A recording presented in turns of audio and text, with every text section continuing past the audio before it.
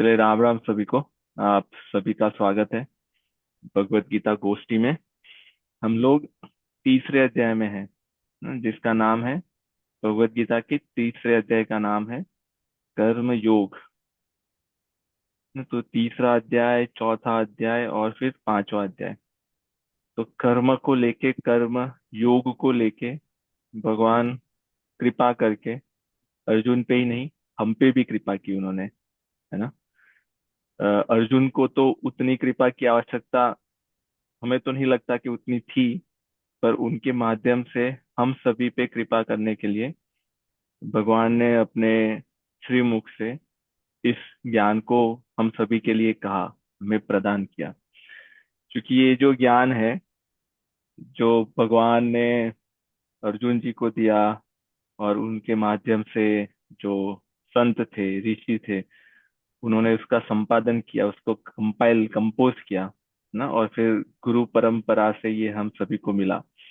तो इस ज्ञान को यहाँ तक पहुंचाने के लिए बहुत लोगों ने मेहनत की है हमारे पहले, है ना। ऐसा ही नहीं कि ये बस प्रिंट हो गया और फिर उसकी एक सॉफ्ट कॉपी बन गई और उसकी बुक बन गई और वो सबके घर पे पहुंच गई।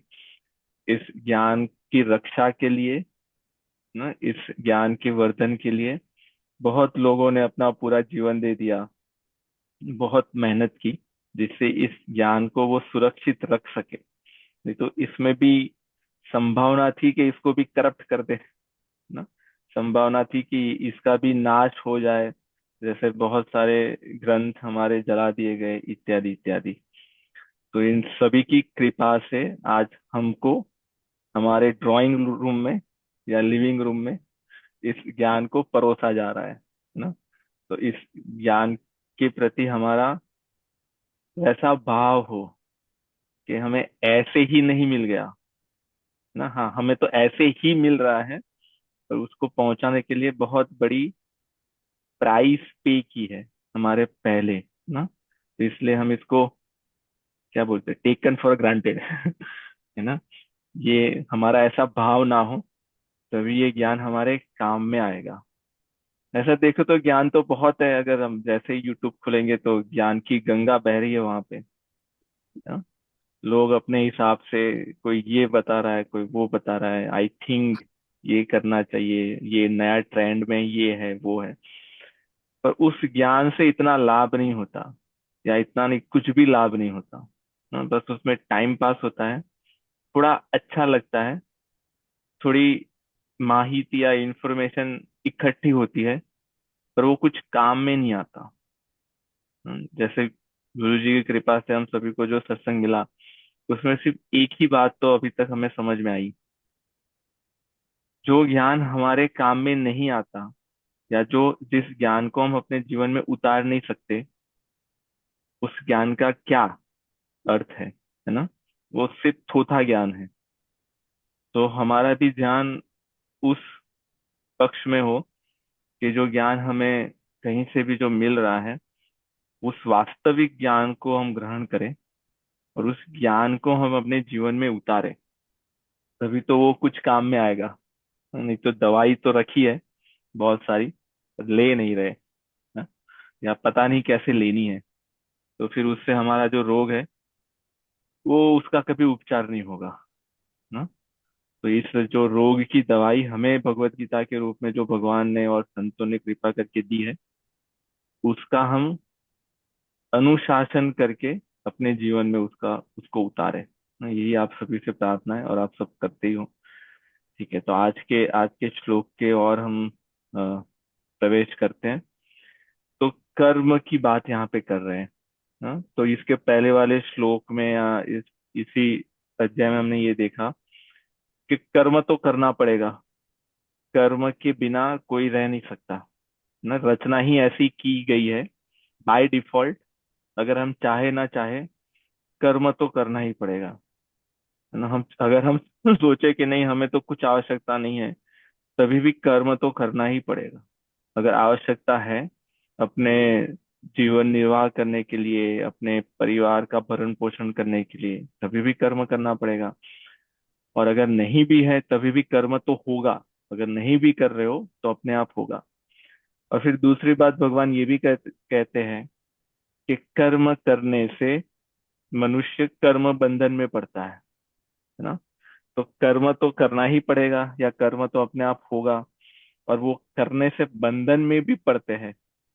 तो फिर अभी इसमें ये प्रश्न आएगा, तो फिर ये तो मतलब करे तभी भी फंसेंगे, और नहीं करेंगे तभी भी नहीं चलेगा, है ना। इधर भी खाई है उधर भी खाई है, तो फिर करे तो क्या करें।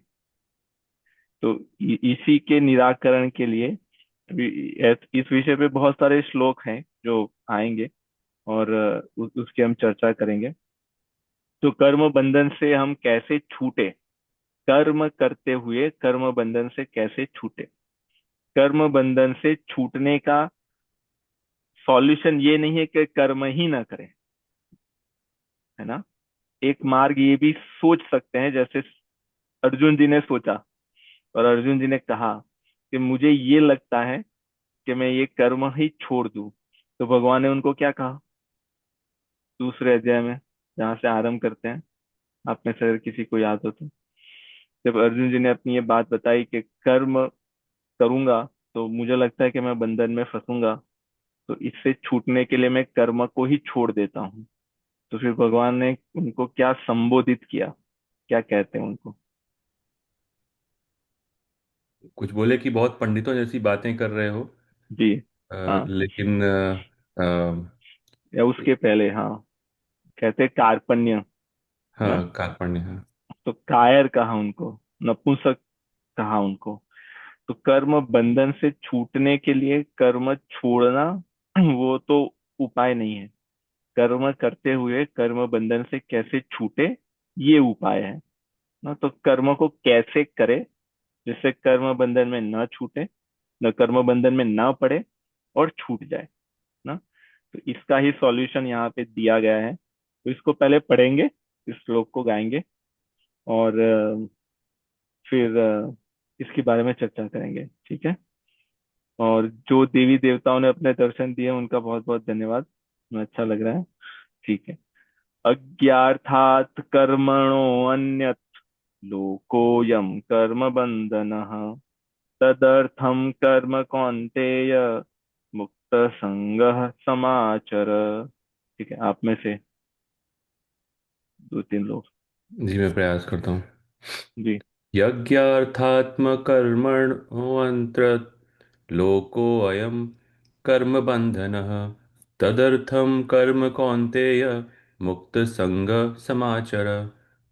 ठीक, ये बहुत अच्छा। और मैं प्रयत्न करता हूँ। जी।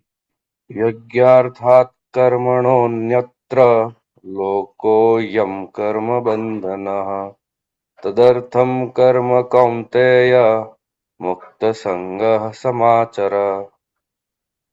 जी। और जी, मैं पढ़ता हूँ। जी। राम राम।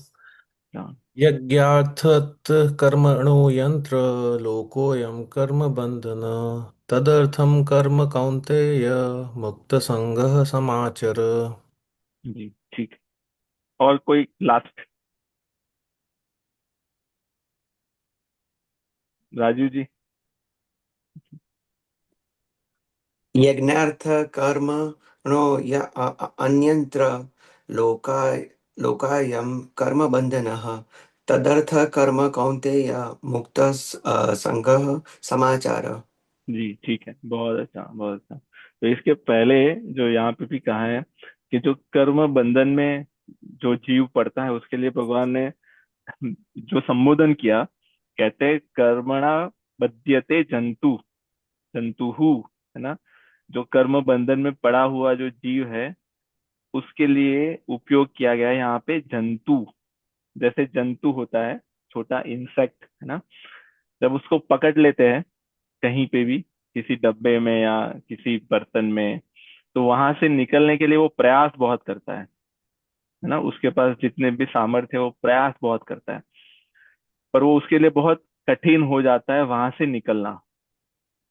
हाँ, वो बार बार प्रयास करता रहता है, ऊपर जाता है नीचे जाता है, पर अगर वो बंद है तो वहां से वो निकल नहीं पाता, तो वो विवश हो जाता है, वो परवश हो जाता है।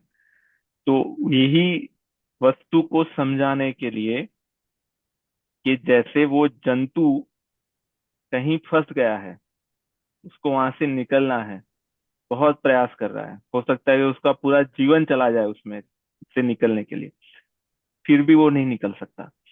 ऐसे ही कर्म के जो फल है उसका बंधन मनुष्य के लिए वैसा ही है ना। इसी पक्ष में हमारा ध्यान जाए, इसलिए यहाँ पे उपयोग किया था उसके आगे वाले श्लोक में, जंतुहु।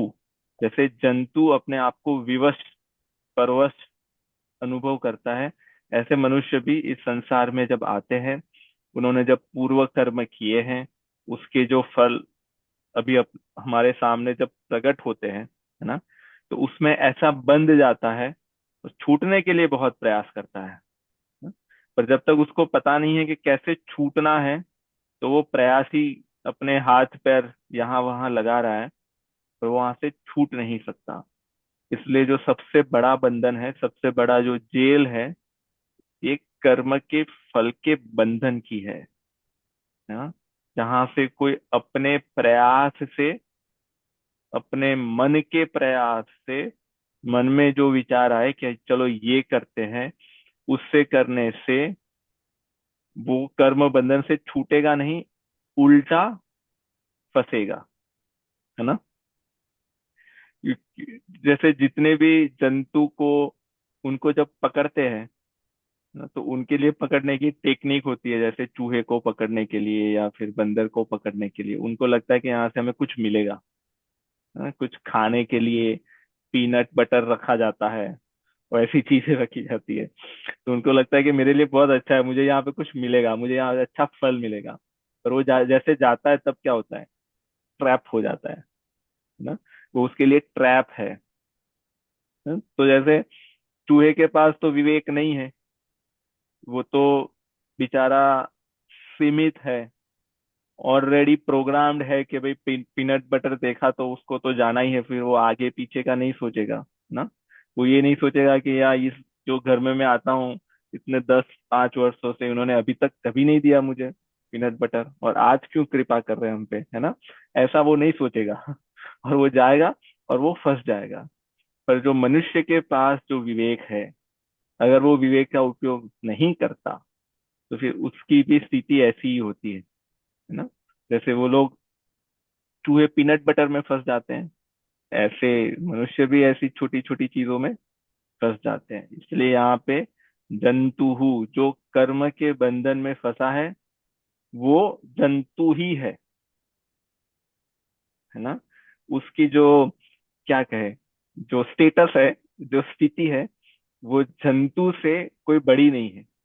इस बात को यहाँ पे स्थापित करने के लिए जंतु का उपयोग किया गया। अभी इस श्लोक में कहते हैं, यहां तक किसी का कोई प्रश्न? ठीक है जी।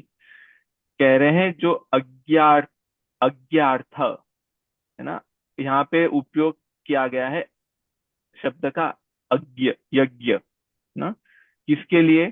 कर्तव्य कर्म के को के एनालॉजी में यहाँ पे शब्द का उपयोग किया गया है यज्ञ ना। जैसे यज्ञ है वही कर्तव्य पालन है।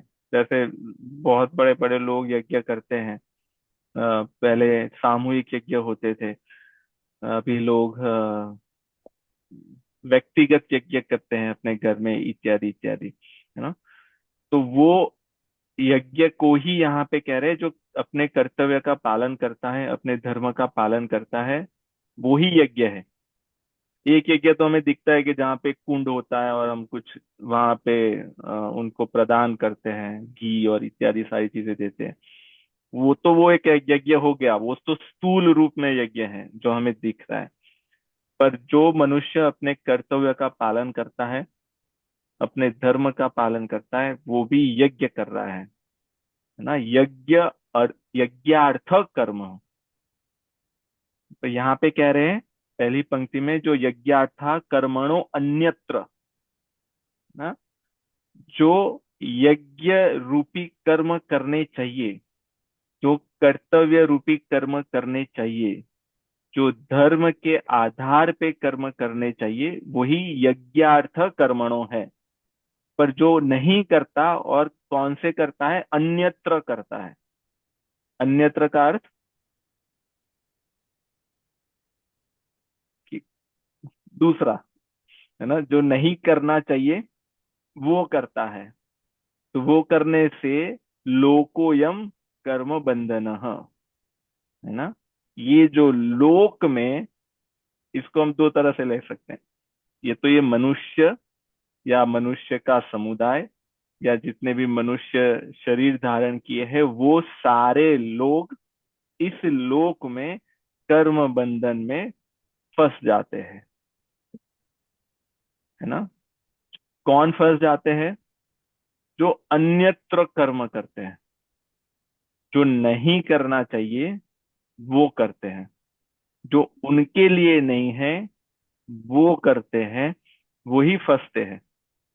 तो यहाँ पे पहले ये बता दिया कि क्या करने से फंसते हैं, है ना। तो अभी इस छूटने के लिए क्या करना चाहिए? वो नहीं करना चाहिए, है ना। अगर अन्यत्र कर्म करने से फंसते हैं, कर्म बंधन में पड़ते हैं, तो कर्म बंधन में से छूटने के लिए अन्यत्र कर्म नहीं करना चाहिए ना। इसीलिए यहाँ पे कहते हैं तदर्थम कर्म कौन्तेय।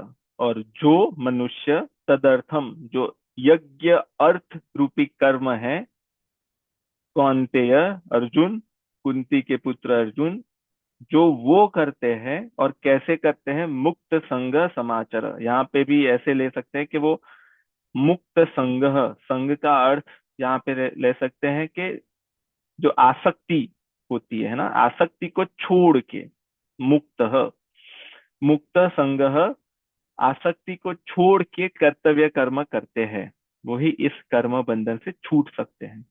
या दूसरा, इसका अर्थ हम ये भी ले सकते हैं तदर्थम कर्म कौन्तेय, जो यज्ञ रूपी अपने कर्तव्य कर्म का पालन करते हैं, कौन्तेय अर्जुन, वो आसक्ति रहित हो जाते हैं ना, और मुक्त हो जाते हैं।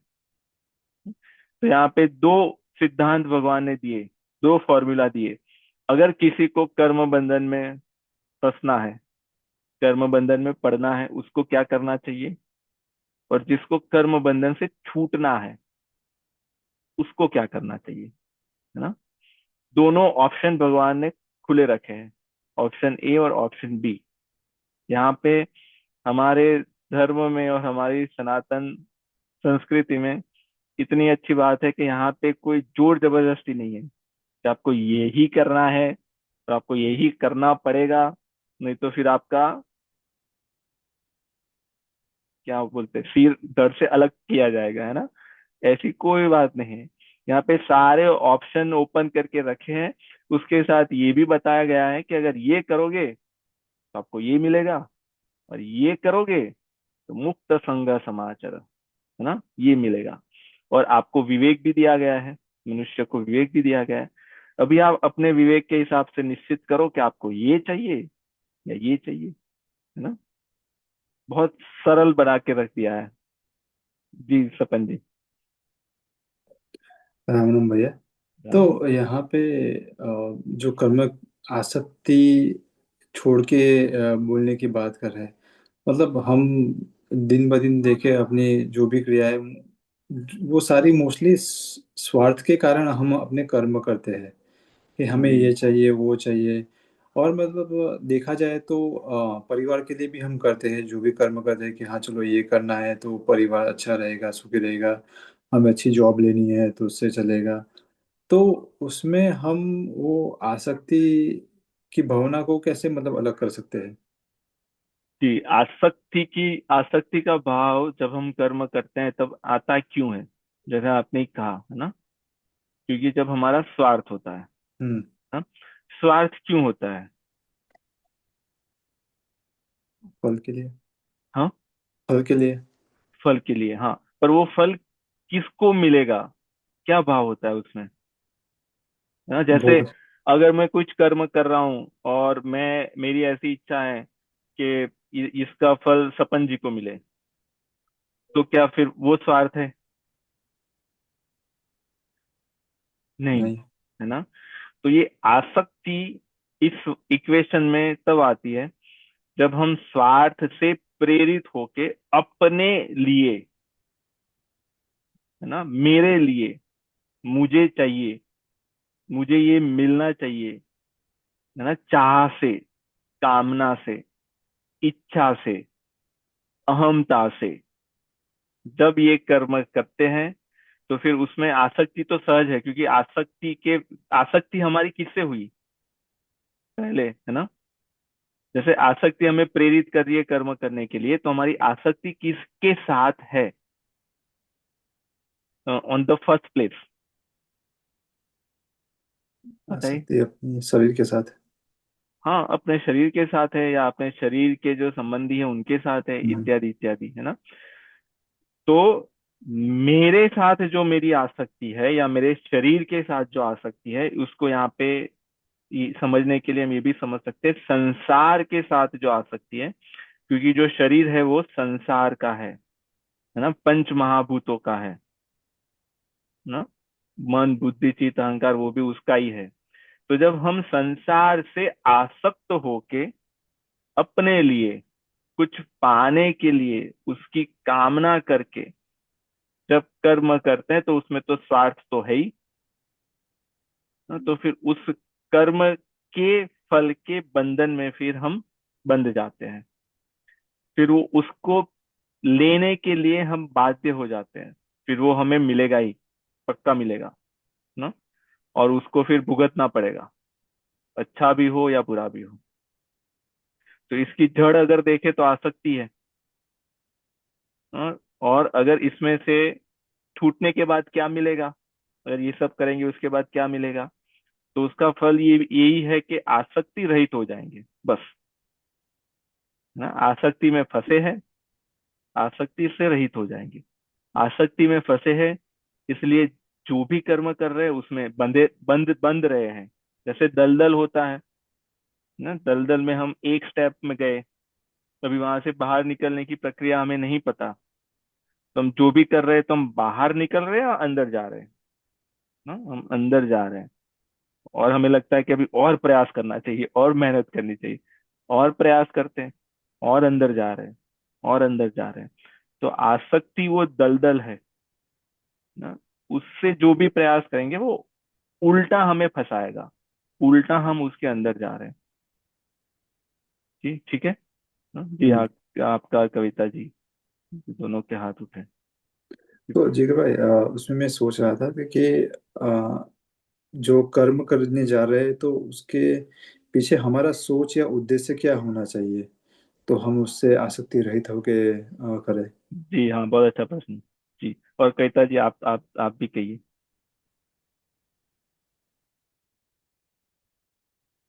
आप शायद म्यूट पे हो अगर आप बोल रहे हो तो। आसक्ति को एकदम सूक्ष्म रूप से समझना है तो आप कुछ एग्जांपल दे सकते हैं क्या? क्योंकि ये ऐसे थोड़ा कॉम्प्लिकेटेड लग रहा है, समझ में नहीं आ रहा है एग्जैक्टली किसको आसक्ति बोलते हैं और किसको नहीं बोलते हैं। हाँ जी, ठीक है। जो हम अपने शरीर के साथ जिस भी चीज को हम जोड़ते हैं, है ना, जैसे ये मेरा घर है, ये मेरा घर ऐसे ही रहे, हमेशा ही रहे, ऐसे ही, और इस पे मैं बहुत आनंद करूं, एंजॉय करूं, ये सिर्फ मेरे ही काम में आए, ये मेरा घर है, ये मैंने बनाया है, ये मेरे लिए सदैव रहे, है ना, ये आसक्ति है। ये मेरी गाड़ी है, मैंने ली थी, मैंने मेहनत करके ली थी ना, ये मेरे काम में आए, और अगर दूसरे को देनी है तो नहीं, ये पहले मेरे काम में आए और मेरे पास रहे, ऐसी ही रहे, ऐसी ही बनी रहे, ये आसक्ति है ना। ये जैसे परिवार है, ये मेरा परिवार है, इस परिवार को इस संसार में मैं लाया था, ये परिवार मेरी सेवा करे, मेरे काम में आए, है ना, ये आसक्ति है। तो जहाँ पे मैं मेरा, मैं और मेरा, हाँ, तो ये आसक्ति है। ये छोटी चीजों से भी हो सकती है आसक्ति। जैसे व्यसन होता है लोगों को, तो वो उसके साथ आसक्त हो गए, जैसे यहाँ पे भी और इंडिया में भी एक छोटी सी बीड़ी के साथ व्यक्ति आसक्त हो जाता है ना। एक बीड़ी पीने के लिए, पहले गांव में, अभी तो अमेजोन प्राइम से आ जाएगी तुरंत, पर पहले का अगर देखें तो एक बीड़ी पीने के लिए 5-10 किलोमीटर वो चल के दूसरे खेत में जाके किसी से बीड़ी मांग के लेके आता है ना।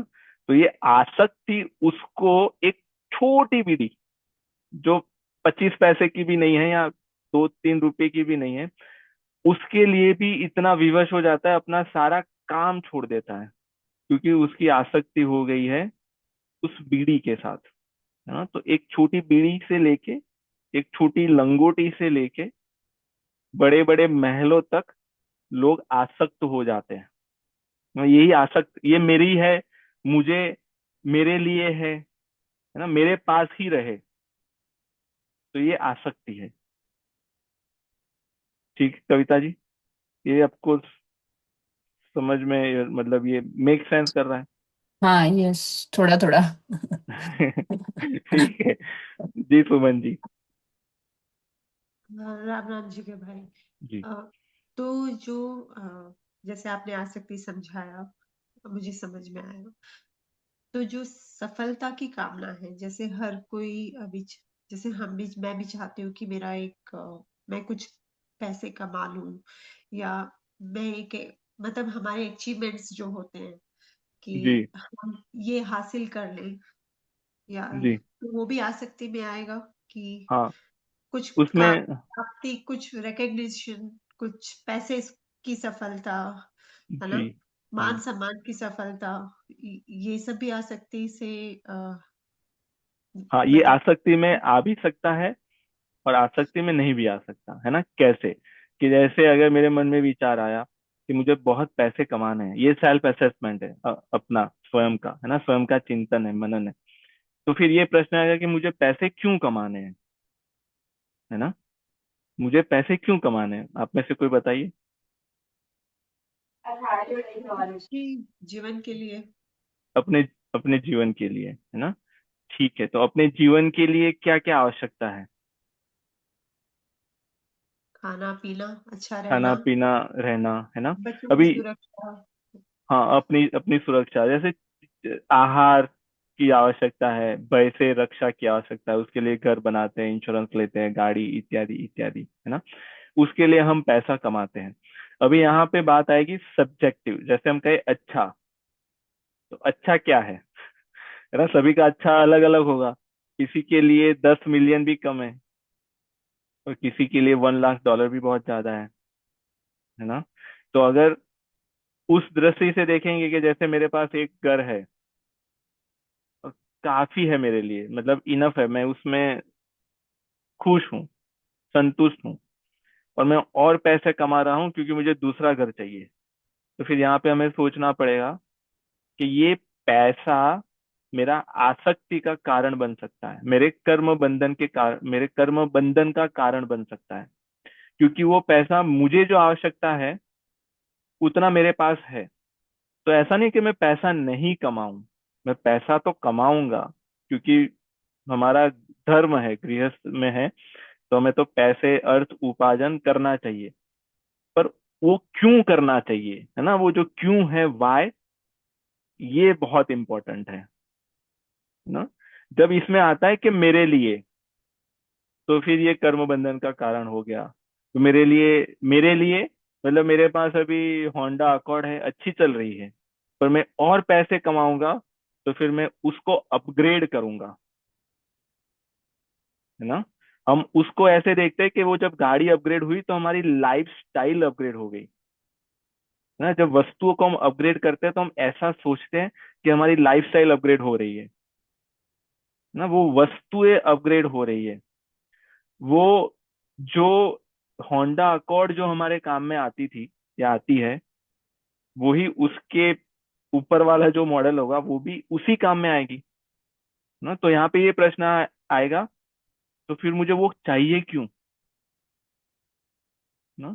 और ये बहुत सब्जेक्टिव है, ये मतलब सभी के लिए है, हम अपने हिसाब से इसको सोच सकते हैं। तो इसमें ये आएगा कि नहीं, मुझे अगर मेरी नीड के लिए चाहिए, तो मेरी नीड तो इससे भी पूर्ति हो रही है, इस नीड की, है ना। और अगर मुझे वांट के लिए चाहिए, चाह के लिए चाहिए, मेरी कामना है इसीलिए चाहिए, तो फिर उसमें हम ये सोचेंगे कि इसका तो फिर अंत नहीं आएगा ना, क्योंकि होंडा अकॉर्ड के बाद उसके ऊपर वाला हमने लिया, फिर कुछ दिनों के बाद उसका ऊपर वाला, फिर उसका ऊपर वाला, है ना। जब जब हम ऐसे ऊपर वाले जब लेंगे, तो फिर हमारे पास जो पैसे हैं वो भी हमें कम पड़ेंगे, तो उसको भी हमें कमाने के लिए या तो दूसरी जॉब या दूसरा बिजनेस या फिर 2 लोग या 3 लोग घर में जितने हैं सब लग लग जाएंगे उसमें, है ना। किसके लिए? उस वस्तु को अपग्रेड करने के लिए, जो वास्तव में हमें नहीं चाहिए। हमारी वास्तव में जो आवश्यकता थी, नीड थी, वो हमारी फुलफिल हो गई, है ना। जो हम अपग्रेड कर रहे हैं उसके पीछे का कारण आवश्यकता नहीं है ना, उसके पीछे का कारण ये तो हो सकता है कि फोमो है, फियर ऑफ मिसिंग आउट, या ट्रेंड है, सब कर रहे हैं इसलिए मैं कर रहा हूं, क्योंकि हम पूछते नहीं हैं अपने आप को, है ना, क्यों। ये बहुत बड़ा टूल है हमारे लिए। अगर हम पूछे कि हम ये चीजें हम तुम्हें क्यों करना है, तो फिर हमें हमारा आंसर मिल जाएगा। और दूसरा, यहाँ पे इसी श्लोक के माध्यम से भगवान ये कह रहे हैं कि जब हम कर्म करेंगे या कर्म करते हैं, अपने लिए कर्म करते हैं, आसक्ति से कर्म करते हैं, तो कर्म बंधन में हम बनते हैं। तो उससे छूटने के लिए, जो अभी सपन जी का प्रश्न था, कर्म योग करें ना। कर्म योग क्या है? कर्म योग है जो हम अपने लिए नहीं करेंगे, है ना, हम दूसरों के लिए करेंगे। दूसरे कौन है यहाँ पे? जो हमारे परिवार है वो दूसरे हैं, जो समाज है वो दूसरा है, जो देश है वो दूसरा है, हमारी जो इस वाली जो जनरेशन है, जनरेशन जी, है ना, वो दूसरी है, ये संसार दूसरा है, पर्यावरण जो हमें दिख रहा है पर्यावरण की रक्षा के लिए, ना, नदियों की रक्षा के लिए, है ना, धरती में जो सॉइल में मिट्टी में कुछ बचा नहीं है उसके प्रोटेक्शन के लिए, पशुओं की रक्षा के लिए, ना। तो ये सब कुछ चीजें संसार या दूसरा है। तो जब उनके लिए करेंगे बिना स्वार्थ से, क्योंकि जब दूसरों के लिए करते हैं तो उसमें स्वार्थ का जो फैक्टर है वो कम होगा, है ना। तो जब हम दूसरों के लिए करते हैं उनके हित की भाव से, तो फिर वो सेवा होगी, है ना, वही कर्म योग है। और इसी को शास्त्र में बार बार कहा है, परहित सरिस धर्म नहीं भाई। सबसे बड़ा जो यज्ञ है, सबसे बड़ा जो कर्तव्य कर्म है, सबसे बड़ा जो कर्म है, वो है दूसरों की सेवा। इसलिए यहाँ पे यज्ञ से आरंभ किया। जैसे यज्ञ पहले होते थे, यज्ञ करने वाले कितने लोग होते थे? 2-3 लोग, जो यजमान है वो, और जो करवाने वाले ब्राह्मण, और उतने लोग कर रहे हैं, है ना। यज्ञ का जो फल होता था, जैसे पहले जो यज्ञ होते थे, जैसे वर्षा नहीं हो रही, बारिश बरसात के लिए यज्ञ किया उन्होंने, है ना। और पहले ऐसे यज्ञ होते थे, वास्तविक यज्ञ। तो अगर अच्छे से यज्ञ हुआ है तो वर्षा होगी, बरसात होगी।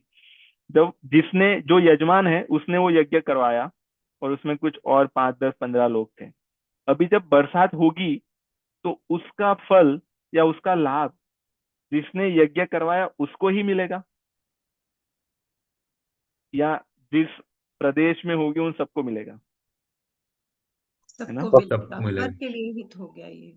हाँ, है हाँ। ना। तो परहित के लिए उन्होंने यज्ञ किया, तो यज्ञ तो उन्होंने किया, और यज्ञ करते वक्त उनके मन में भाव रहा होगा कि इससे बरसात हो और सभी का कल्याण हो, ना। पर जनहित हो। जनहित के लिए ना, जब पर बरसात हुई तो उनको भी मिला ना, जल उनको भी मिला जिन्होंने यज्ञ किया था, है ना, कि नहीं मिला? उनको भी मिला। उनकी भी जो जमीन होगी, खेती होगी, वहां पे भी वो वर्षा पड़ी, है ना। तो उनको भी जो धान पकेगा वो उनको भी मिलेगा।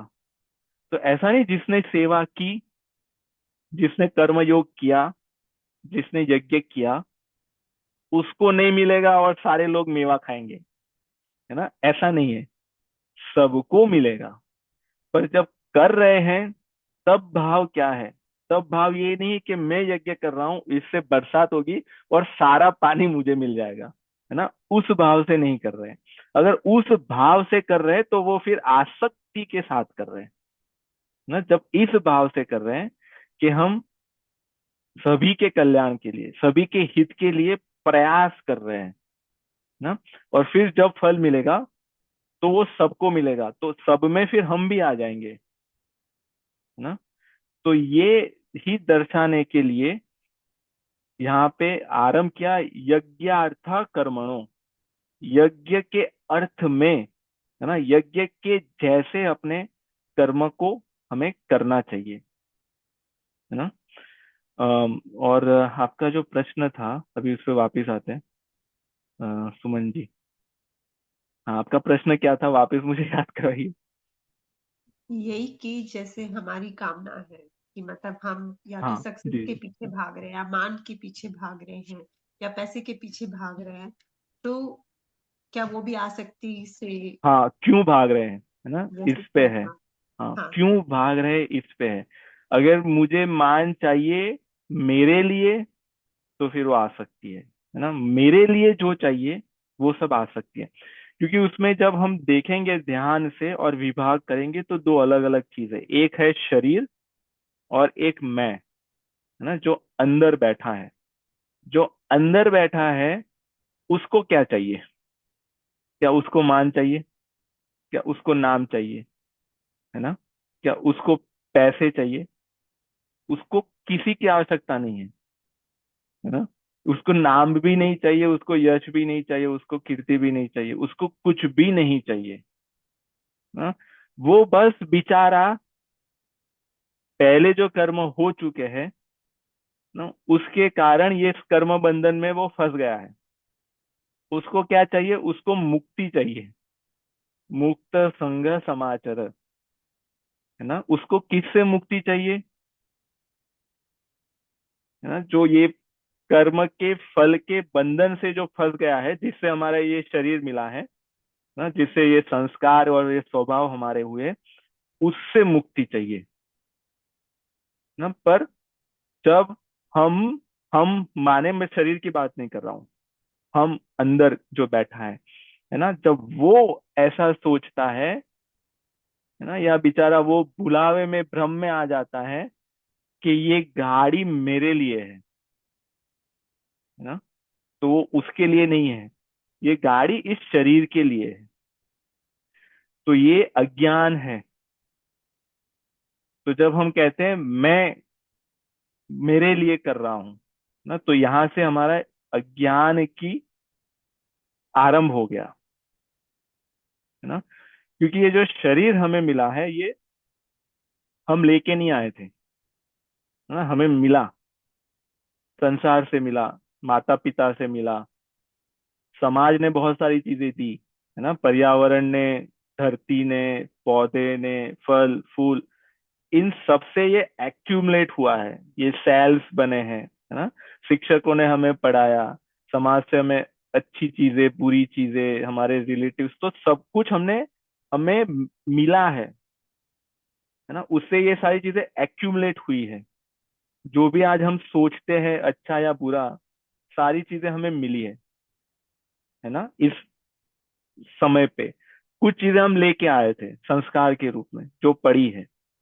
तो अभी हमें जहां से जो मिला है, हमारा कर्तव्य ये आता है कि हम उस ऋण को चुका दें, है ना। जैसे हमें धरती से मिला है, तो भी हमारा ऋण है कि हम धरती की रक्षा करें, है ना। हमें माता पिता से ये शरीर मिला है, तो हमारा कर्तव्य है कि हम उनकी सेवा करें, है ना? तो ये जहां से जो जो मिला है, उनको अगर हम ऋण मान के जब चुकाएंगे, तो वो यज्ञ हो गया ना, वो सेवा हो गई। तो जिसका जो लिया था हमने उनको दे दिया, और फिर हमारा जो हिसाब था वो क्लियर हो गया, अभी कुछ बचा नहीं ना। जब बचा नहीं तो फिर हम मुक्त हो जाएंगे। पर हम देने की जगह पे अगर हम देखें, तो हमें और चाहिए, है ना। हम लेने का प्रयास करते हैं, सब कुछ हम अ, इकट्ठा करते हैं है ना, नहीं चाहिए तभी भी। और ये हमारी मानसिकता में ऐसे बैठ गया है कि जैसे कहीं कहीं युद्ध हो रहा है और ऐसा रूमर्स आ जाए कि गेहूं के सप्लाई पे इम्पैक्ट हो गया, तो क्या करेंगे सबसे पहले लोग, है ना? कॉस्को या इंडियन स्टोर में जाएंगे, है ना? स्टॉक कर लेंगे। हाँ, और अगर हमें आवश्यकता एक या दो की ही है, तभी भी हम 5 10 जितना मिले उतना ले लेंगे, है ना? तो ये क्या है ना? ये हमारा जो आज के समाज का जो बिहेवियर है यही दर्शाता है। ये लोकोयम कर्म बंधन है, इसलिए यहाँ पे कहते हैं कि एक मनुष्य की बात नहीं कर रहे, पूरे के पूरे मनुष्य समुदाय ये कर्म बंधन में पड़ते हैं ना, एक नहीं, पूरा का पूरा समाज। जी आनंदानंद जी। राम राम। जी। अभी आपने जो कहा कि जैसे अगर कोई कोई आपत्ति आती है तो हम, यानी कभी कभी हमको आवश्यकता नहीं भी रहती तो हम संग्रह कर लेते हैं। ये सब हमने अभी सुना। और आपने ये भी अभी कहा कि आसक्ति नहीं रखनी चाहिए, जैसे जिसकी जितनी आवश्यकता हो उतना ही रखे। तो यहाँ पे हम सुनते हैं और उसके बाद जैसे ये सेशन खत्म हो जाता है और अगर हमको आवश्यकता होती है तो हम सीधा लेने के लिए चले जाते हैं। तो ये जो हमारा जो स्वभाव है उसको, वो कौन से कारण से ऐसा होता है कि सुनने के बाद भी इसमें प्रभाव इतना इफेक्ट इमीडिएटली नहीं होता है और उसमें समय लगता है। जी हाँ, शॉर्ट टर्म मेमोरी है ना, इसका यही कारण है, short term memory. Short term memory कैसे? हमारी स्मृति में जो ज्ञान है, उस ज्ञान हमारा लुप्त हो जाता है ना, और फिर हम उस क्रिया को कर देते हैं। वो क्रिया करने के बाद पश्चाताप होता है ना, और फिर वो पश्चाताप होता है तब याद आता है को ये नहीं करना चाहिए था। ये सभी के साथ होता है ना? पूरी भगवत गीता सुनने के बाद अर्जुन जी ने अंत में अपना निष्कर्ष बताया, स्मृति लित्वा नष्टो मोहा स्मृति लब्ध्वा। स्मृति लब्ध्वा, जो स्मृति थी, जो मेरी शॉर्ट टर्म मेमोरी जो थी, अभी परमानेंट हो गई। लब्ध्वा, मुझे मिल गया, है ना, मुझे याद आ गया। तो ये जो शॉर्ट टर्म मेमोरी जो हमारी है, वो अज्ञान के कारण है ना। जब हम ये भूल जाते हैं और फ्लो के साथ बह जाते हैं, और तब हम रुकते नहीं है, प्रश्न नहीं करते कि क्यों चाहिए, कितना चाहिए, और ये मेरे क्या काम में आएगा, है ना। ये जो आपने पूछा उसके लिए ही नहीं, सभी के लिए। हम बहुत सारी चीजें ऐसे करते हैं, अनकॉन्शियसली करते हैं, है ना। अनकॉन्शियसली चीजें लेके आते हैं, क्यों? क्योंकि कॉस्को में जैसे एंटर हुए वहां पे थी, लोग ले रहे थे, तो हमने सोचा कि ले लेते हैं, बाद में सोचेंगे, है ना। ले लेते हैं, बाद में सोचेंगे कि इसका क्या काम में इसको लाए। उल्टा होना चाहिए कि हमें ये आवश्यकता है, हमें काम है, तो हम इस वस्तु को लाएंगे। हम्म? पर ये पूरा सिस्टम उल्टा हो गया है। पहले वस्तु को लाते हैं, फिर उसको सेट करते हैं कि हाँ, अभी ये इसको यहाँ पे लगा देते हैं ना। ये क्यों? क्योंकि हम सोचते नहीं हैं, रुकते नहीं हैं, पूछते नहीं हैं कि हमें क्यों चाहिए। हाँ, ओके चाहिए, कितना चाहिए, है ना। ठीक है, चलो, इतना चाहिए, ये मेरे क्या काम में आएगा, कब तक काम में आएगा, है ना। तो अगर इस ऐसे जब हम विचार करते हैं, और ये सुनने में तो बहुत सरल लगता है हमें, है? पर ये जितना सरल है, उसके पालन में इतना कठिन है ना, क्योंकि हमारे पास सोचने का भी समय नहीं है ना। हम हमें क्विक एक्शन लेना है, ये करना, ये करना, ये करना, ये करना है ना? तो इसलिए इसलिए होता ही है। जी सुमन जी, आप पूछिए। ये जैसे आपने समझाया कि हमारे पास सोचने का भी समय नहीं है, और हम कर पहले जाते हैं और उसका करना क्या है वो बाद में सोचते हैं, और उसी में फिर उसी उलझन में पड़े रहते हैं और उसपे भी समय बर्बाद करते हैं। मतलब कोई जी। क्रिया कर ली और उसके बाद हम सोचते रहते हैं, अच्छा अब गिफ्ट ले आए किसी के लिए कॉस्को से, सस्ता आ रहा था उठा लाए, अब किसको देना है, उसका क्या करना है, उस उलझन में फिर और समय बर्बाद करते जाते हैं। तो जी। ऐसी एक एक ऐसी क्रिया, मतलब मुझे आपने बताया कि राम मतलब जप करें और सत्संग में बैठे, है ना? ये आपने बताया है। लेकिन ये याद रहे, ये शॉर्ट टर्म मेमोरी वाला हिस्सा है, ये हर वक़्त याद रहे कि हमें पहले सोचना है। तो क्या ऐसा कुछ है कि मैं सुबह उठ के, क्योंकि आज मैं आपकी बात सुन रही हूँ, मुझे समझ आ रही है। मैं सोच भी पा रही हूँ, समझ भी पा रही हूँ, प्रश्न भी उठा पा रही हूँ। लेकिन जब मैं कल सुबह उठूँगी ना, मैं ये सब भूल जाऊँगी। जी। ये हाँ। सच है ना? तो हाँ। मुझे पता है कि मुझे आप आएँगे और एक श्लोक समझाएँगे और हमें चिंतन होगा उसमें और हम सोच में पड़ेंगे। लेकिन ये तभी तक है जब आप हमारे सामने बैठे होते हैं। जैसे ही हम ज़ूम कॉल काटते हैं, ये मेरे साथ तो यही हो रहा है। तो जैसे ही मैं फ़ोन रखूँगी, मैं अगले 1 घंटा इस बारे में सोचूँगी ज़रूर कि हाँ, ये करना चाहिए, सही-गलत करना चाहिए। लेकिन उसके बाद जैसे-जैसे टाइम बीतेगा, 1 हफ्ते तक मेरे दिमाग में ये सवाल भी नहीं आएगा कि मुझे परहित के लिए सोचना है। मैं अगर जी। अपने पति के लिए कुछ काम कर रही हूँ, खाना भी बना रही हूँ, तो मेरा वो मुझे आएगा ही नहीं दिमाग में कि ये मैं उनके लिए करूँ, ना कि अपने स्वार्थ के लिए, है ना? जी। कर्म के लिए करूँ। तो ऐसा क्या करूँ दिन में सुबह उठते ही, या कि मुझे ये सचेत रहे, मेरे मतलब ये जागरूक विचार रहे मेरे दिमाग में कि मुझे ये इस वजह से करना है। कोई एक जी। ऐसी क्रिया जिसे मैं हाँ। फ़ॉलो कर सकूँ। जी, बहुत ही प्रैक्टिकल और बहुत ही सरल जो हमें हमारे गुरुजी ने बताई, और बहुत बार उन्होंने इसके बारे में चर्चा की। हाँ, व्यक्तिगत भी की और सत्संग में भी की। जो सबसे बड़ी समस्या है आजकल के समय में वो ये है कि हम लोग अपने साथ समय व्यतीत नहीं करते, है ना। हम अकेले में समय व्यतीत नहीं करते। हमें हम भूल गए हैं कि अपने साथ भी समय को व्यतीत कर सकते हैं। हमें चौबीसों घंटे यही लगता है कि हमें कुछ चाहिए। जैसे ही हम खाली बैठते हैं, कुछ नहीं है, तो या तो हम फोन लेके आ जाते हैं, है ना, या तो फोन में कुछ करने लगते हैं, या तो फोन लगा देते हैं, या तो कुछ देखने लगते हैं, या किसी से बात करने लगते हैं। तो हम अपने आप से दूर हो गए हैं।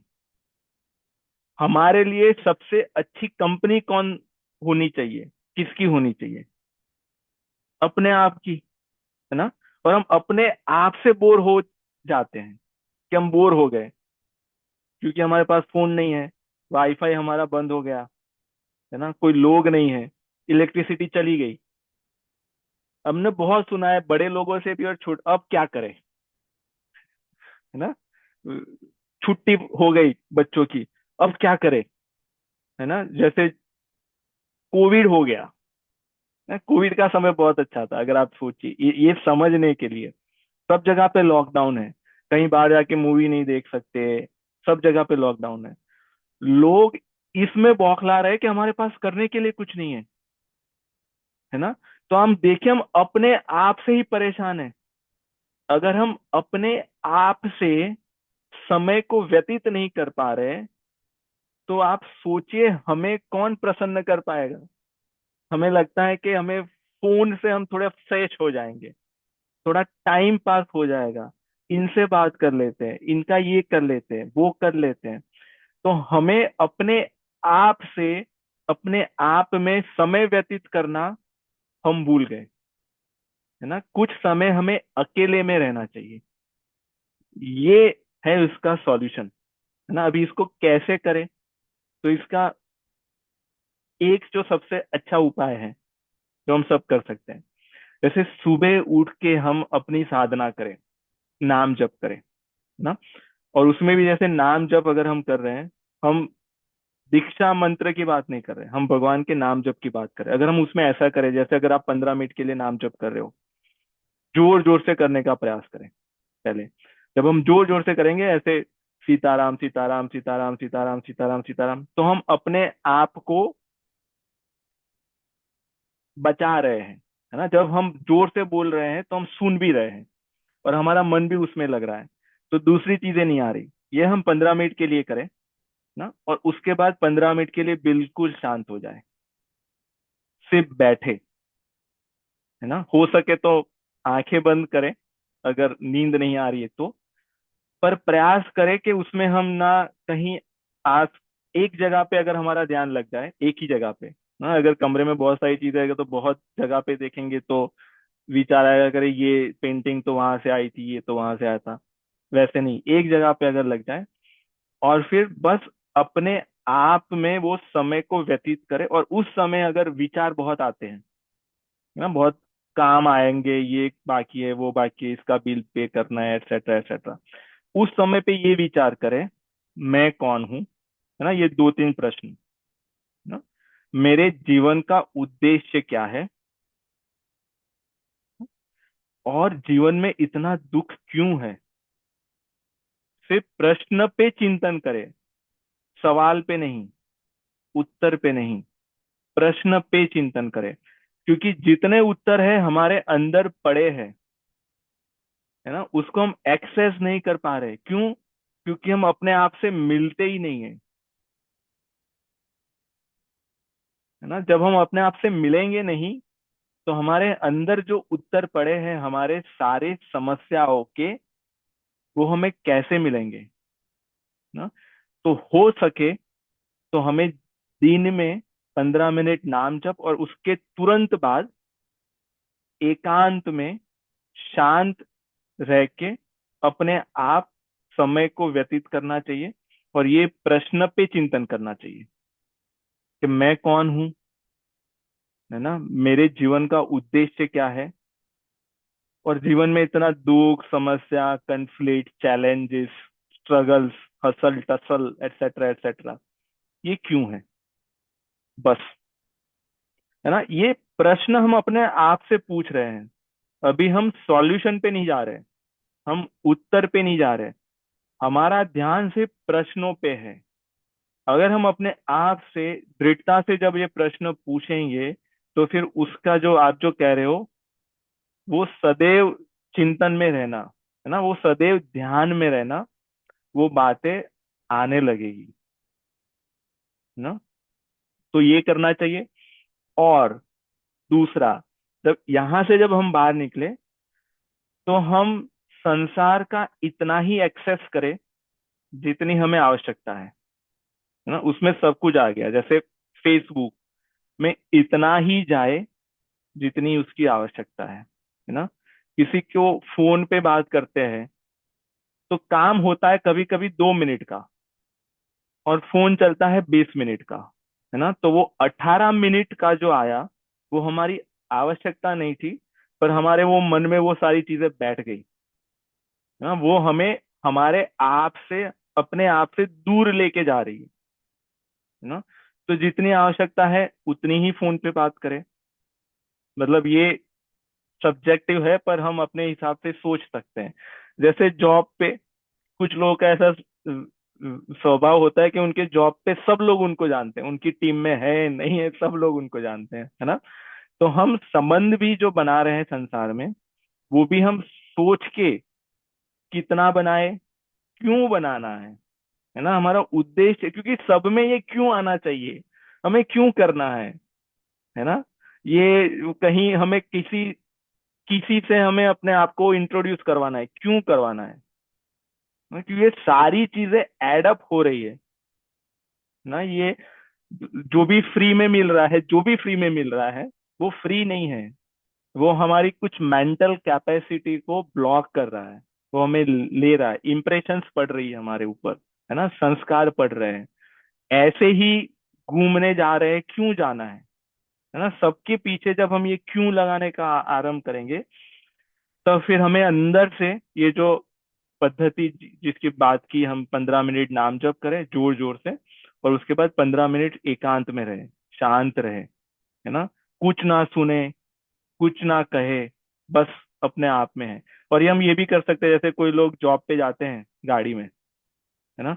तो ज्यादातर लोगों का ये एक हैबिट रहता है, जैसे ही गाड़ी में बैठेंगे कुछ आराम कर देंगे, है ना। वो शांत वातावरण में रह नहीं सकते, आप सोचिए। उनको कुछ न कुछ म्यूजिक या कुछ न कुछ चाहिए। हम अपने आप से ही डर रहे हैं। जैसे हम अकेले पढ़ेंगे, नहीं नहीं नहीं, मतलब कुछ कंटाल आ रहा है, बोर हो रहे, नहीं कुछ गलत लग रहा है ना, क्योंकि हम अपने आप से दूर हो गए। तो हम ये प्रयास करते हैं कि जब हम गाड़ी में जाते हैं तो कभी कभी हम कुछ नहीं सुनते, है ना। ज्यादातर तो ऐसे सत्संग या गुरु जी की वाणी सुनते हैं।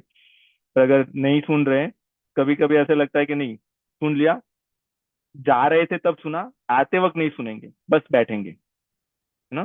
तो फिर क्या होगा, जो सुना हुआ जो है ना, वो फिर बाहर आएगा। वो फिर हमारे काम में आएगा। अगर हम सतत सुनते ही रहेंगे, तो फिर वो ज्ञान में परिवर्तित कब होगा। हाँ? तो ये हमें, इसको मॉडरेशन में अगर हम करें, तो आपने जो कहा वो हमारे चिंतन में रहेगा। फिर जैसे ही हम, क्योंकि इससे जब हमारी प्रैक्टिस होगी कि हम 15 मिनट एकांत में बैठे हैं, हम कुछ नहीं सुन रहे हैं, कुछ नहीं देख रहे हैं, है ना, प्रयास भी कर रहे हैं कि हमारे विचार सही दिशा में, इस प्रश्नों पे हमारे विचार हो, है ना। और उसके बाद अगर मन भाग रहा है तो उसको भागने दो, है ना। मन को देखो कि कहाँ जाएगा भाई तू, है ना, जा, तुझे जहां पे जाना हो जा। मन के तब ऐसा विचार करो, जैसे हमने पहले पहला पहला प्रश्न कहा था, मैं कौन हूँ, है ना, इस प्रश्न पे विचार किया। उसके बाद मन भागा, है ना, इंडिया में जा रहा है, यहाँ पे जा रहा है, वहां पे जा रहा है, ये नया मूवी रिलीज हुआ, ये तब ये चिंतन करें कि मैं तो मन नहीं हूँ, तो भागो तुझे जितना भागना हो, हम मन को देखें। हाँ? ये कठिन है, मतलब इतना सरल नहीं है, क्योंकि क्या होता है, इसमें हम मन के साथ लग जाते हैं, है ना, और मन के साथ हम भ्रमण करने लगते हैं, ना? और हमें लगता है कि अरे हमारा रह गया देखना, हमारा रह गया उनसे बात करना, इत्यादि। पर जब हम अब मन को अपने आप से अलग कर देंगे और मन को बोलेंगे जा, तुझे जहां पे जाना हो तो जा, ना, तो उसमें इतनी सामर्थ्य नहीं है कि वो बहुत दूर तक जा सके। वो कुछ जगह पे घूम के वापिस आ जाएगा, क्योंकि मन को जो शक्ति दे रहा है वो कहाँ से आ रही है, ना, वो स्वयं से आ रही है। तो मन के पास अपनी शक्ति नहीं है। मन हमारी शक्ति पे इतना तांडव कर रहा है ना। तो जब हम उसको अपने आप से अलग कर देंगे तो वो कुछ समय में थक के वापस आ जाएगा। पर ये, मतलब इससे इसका हम आरंभ करें, और जब भी फिर बीच में ऐसे लगेगा, जब इसको आरंभ करेंगे, जब इसकी आदत हो जाएगी, फिर बीच में जैसे ही 2 मिनट का समय मिला, जैसे एक कॉल था वो खत्म हो गया 5 मिनट पहले और दूसरा कॉल 5 मिनट के बाद है, तो उस 5 मिनट में उसका चिंतन आ जाएगा ना, भगवान के नाम का चिंतन आ जाएगा, या फिर इस श्लोक का चिंतन आ जाएगा, कि जीवन के उद्देश्य के बारे में चिंतन आ जाएगा, है ना। जब ये होने लगे, इसका अर्थ ये है जो हमने पहले वो 15 मिनट आराम किया सुबह, है ना, उसका फल मिल रहा है। अभी हम सही संगत में आ रहे हैं ना, यही सत्संग है। सत्संग एक तो बाहर का होता है, हम कहीं गए सुन लिया, वो सत्संग हो गया। उसका फल ये होना चाहिए कि हम अपने आप से, अपने आप के संग में हैं, क्योंकि हम जो है अंदर वो सत है ना, उसकी जब हम कंपनी करेंगे, उसके संग में रहेंगे, तो वो सत्संग है। पर हम वो नहीं कर पा रहे हैं, क्योंकि हमें कुछ बाहर का चाहिए ना, हमें कुछ एक्सटर्नल चाहिए, इसलिए हम इंटरनल नहीं हो पा रहे हैं।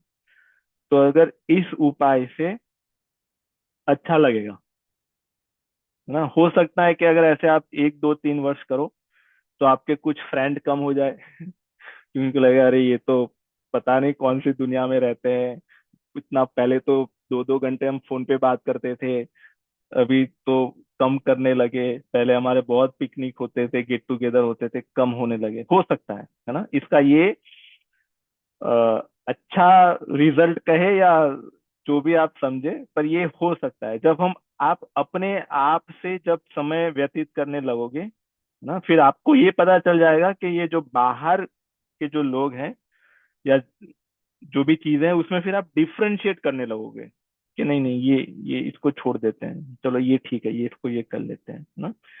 तो यही हमारी यात्रा है। और हाँ, ये तो हमने गुरुजी से सुना है और हमने प्रयास करते हैं हम ये, तो ये करना चाहिए। ठीक है सुमन जी, आपके प्रश्न बहुत सभी के लिए है, क्योंकि आज की सबसे बड़ी समस्या यही है ना। हाँ हम बिल्कुल। आज की सबसे बड़ी समस्या यही है, हम हमारा अपने आप के साथ जो रिलेशन है वही नहीं अच्छा, है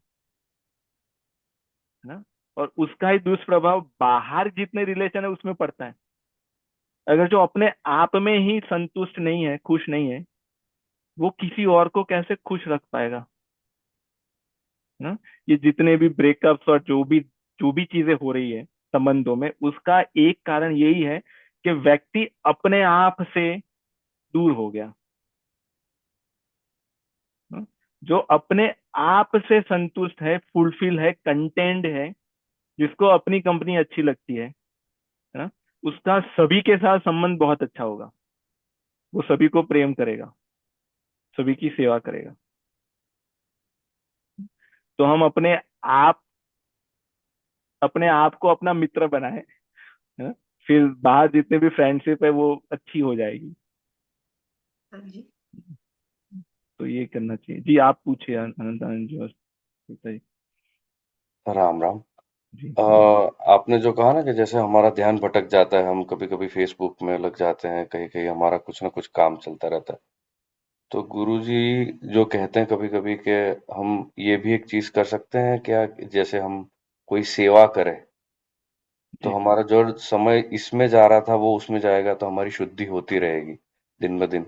तो ये भी एक कर सकते हैं हाँ, कि तो जैसे जैसे Facebook itself, social media itself, है ना, डिवाइस इटसेल्फ, वो गलत नहीं है ना। वो उपयोग के लिए है। पर उसका जब हम उपभोग करते हैं, उपयोग और उपभोग, उसमें अंतर है, तो फिर वो गलत हो गया, है ना। मंदिर जैसी जगह का भी जब हम उपभोग करने लगते हैं, तो वो मंदिर जहाँ पे आके संत मुक्त हो जाते हैं, वहां पे जाके हम बंधन में फंस फंस जाएंगे। क्योंकि हमारी जो देखने की दृष्टि है ना, वो उपभोग की हो गई, कंज्यूम, मैं कंज्यूम कर लूं, है ना। हमारे वहां पे जो शब्द था वो उपयोग था, उपभोग दिया गया, है ना। किसने दिया? इस ग्लोबलाइजेशन ने, कमर्शलाइजेशन ने दिया। उपभोग का अर्थ है कंज्यूम करना, इसलिए कहते हैं उपभोक्ता। का अर्थ क्या है? कंज्यूमर, है ना। यहाँ पे कहते हैं कंज्यूमर। ये शब्द अगर हम देखें शास्त्र की दृष्टि से, बहुत ही घिनौना शब्द है ना। किसी को कहे आप उपभोक्ता हो, मतलब एक गाली हो गया, है ना। भोग, जिसका फल है कर्म बंधन में हम फंसेंगे। हमारा शब्द शब्द था उपयोग करना, वस्तु का उपयोग होता है, उपभोग नहीं ना। उपभोग आसक्ति है, उपयोग जो है वो प्रेम है ना।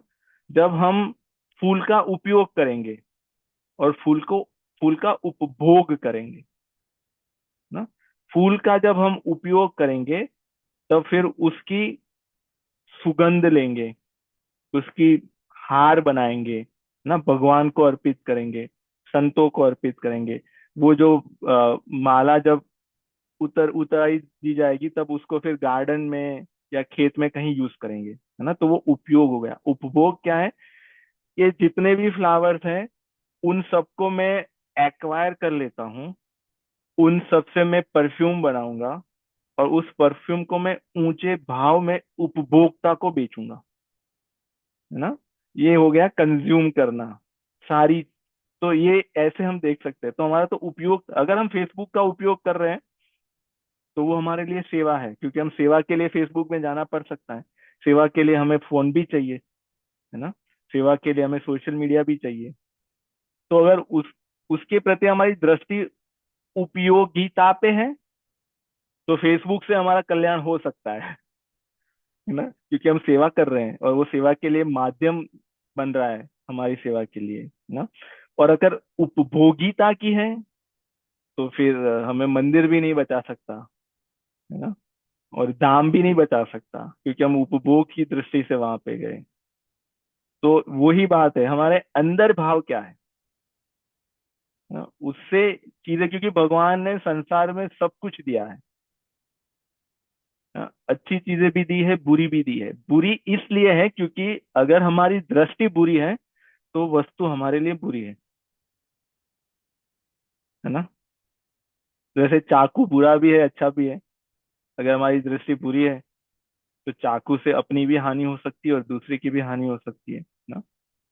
और अगर हमारी दृष्टि अच्छी है, उपयोगिता की है, तो उससे हम प्रसाद बना के पुण्य भी कमा सकते हैं। और उसके ऊपर जो चाकू इट सेल्फ अच्छा या बुरा नहीं है ना, हमारी दृष्टि और हमारा जो भाव है चाकू के प्रति, वो अच्छा बुरा है।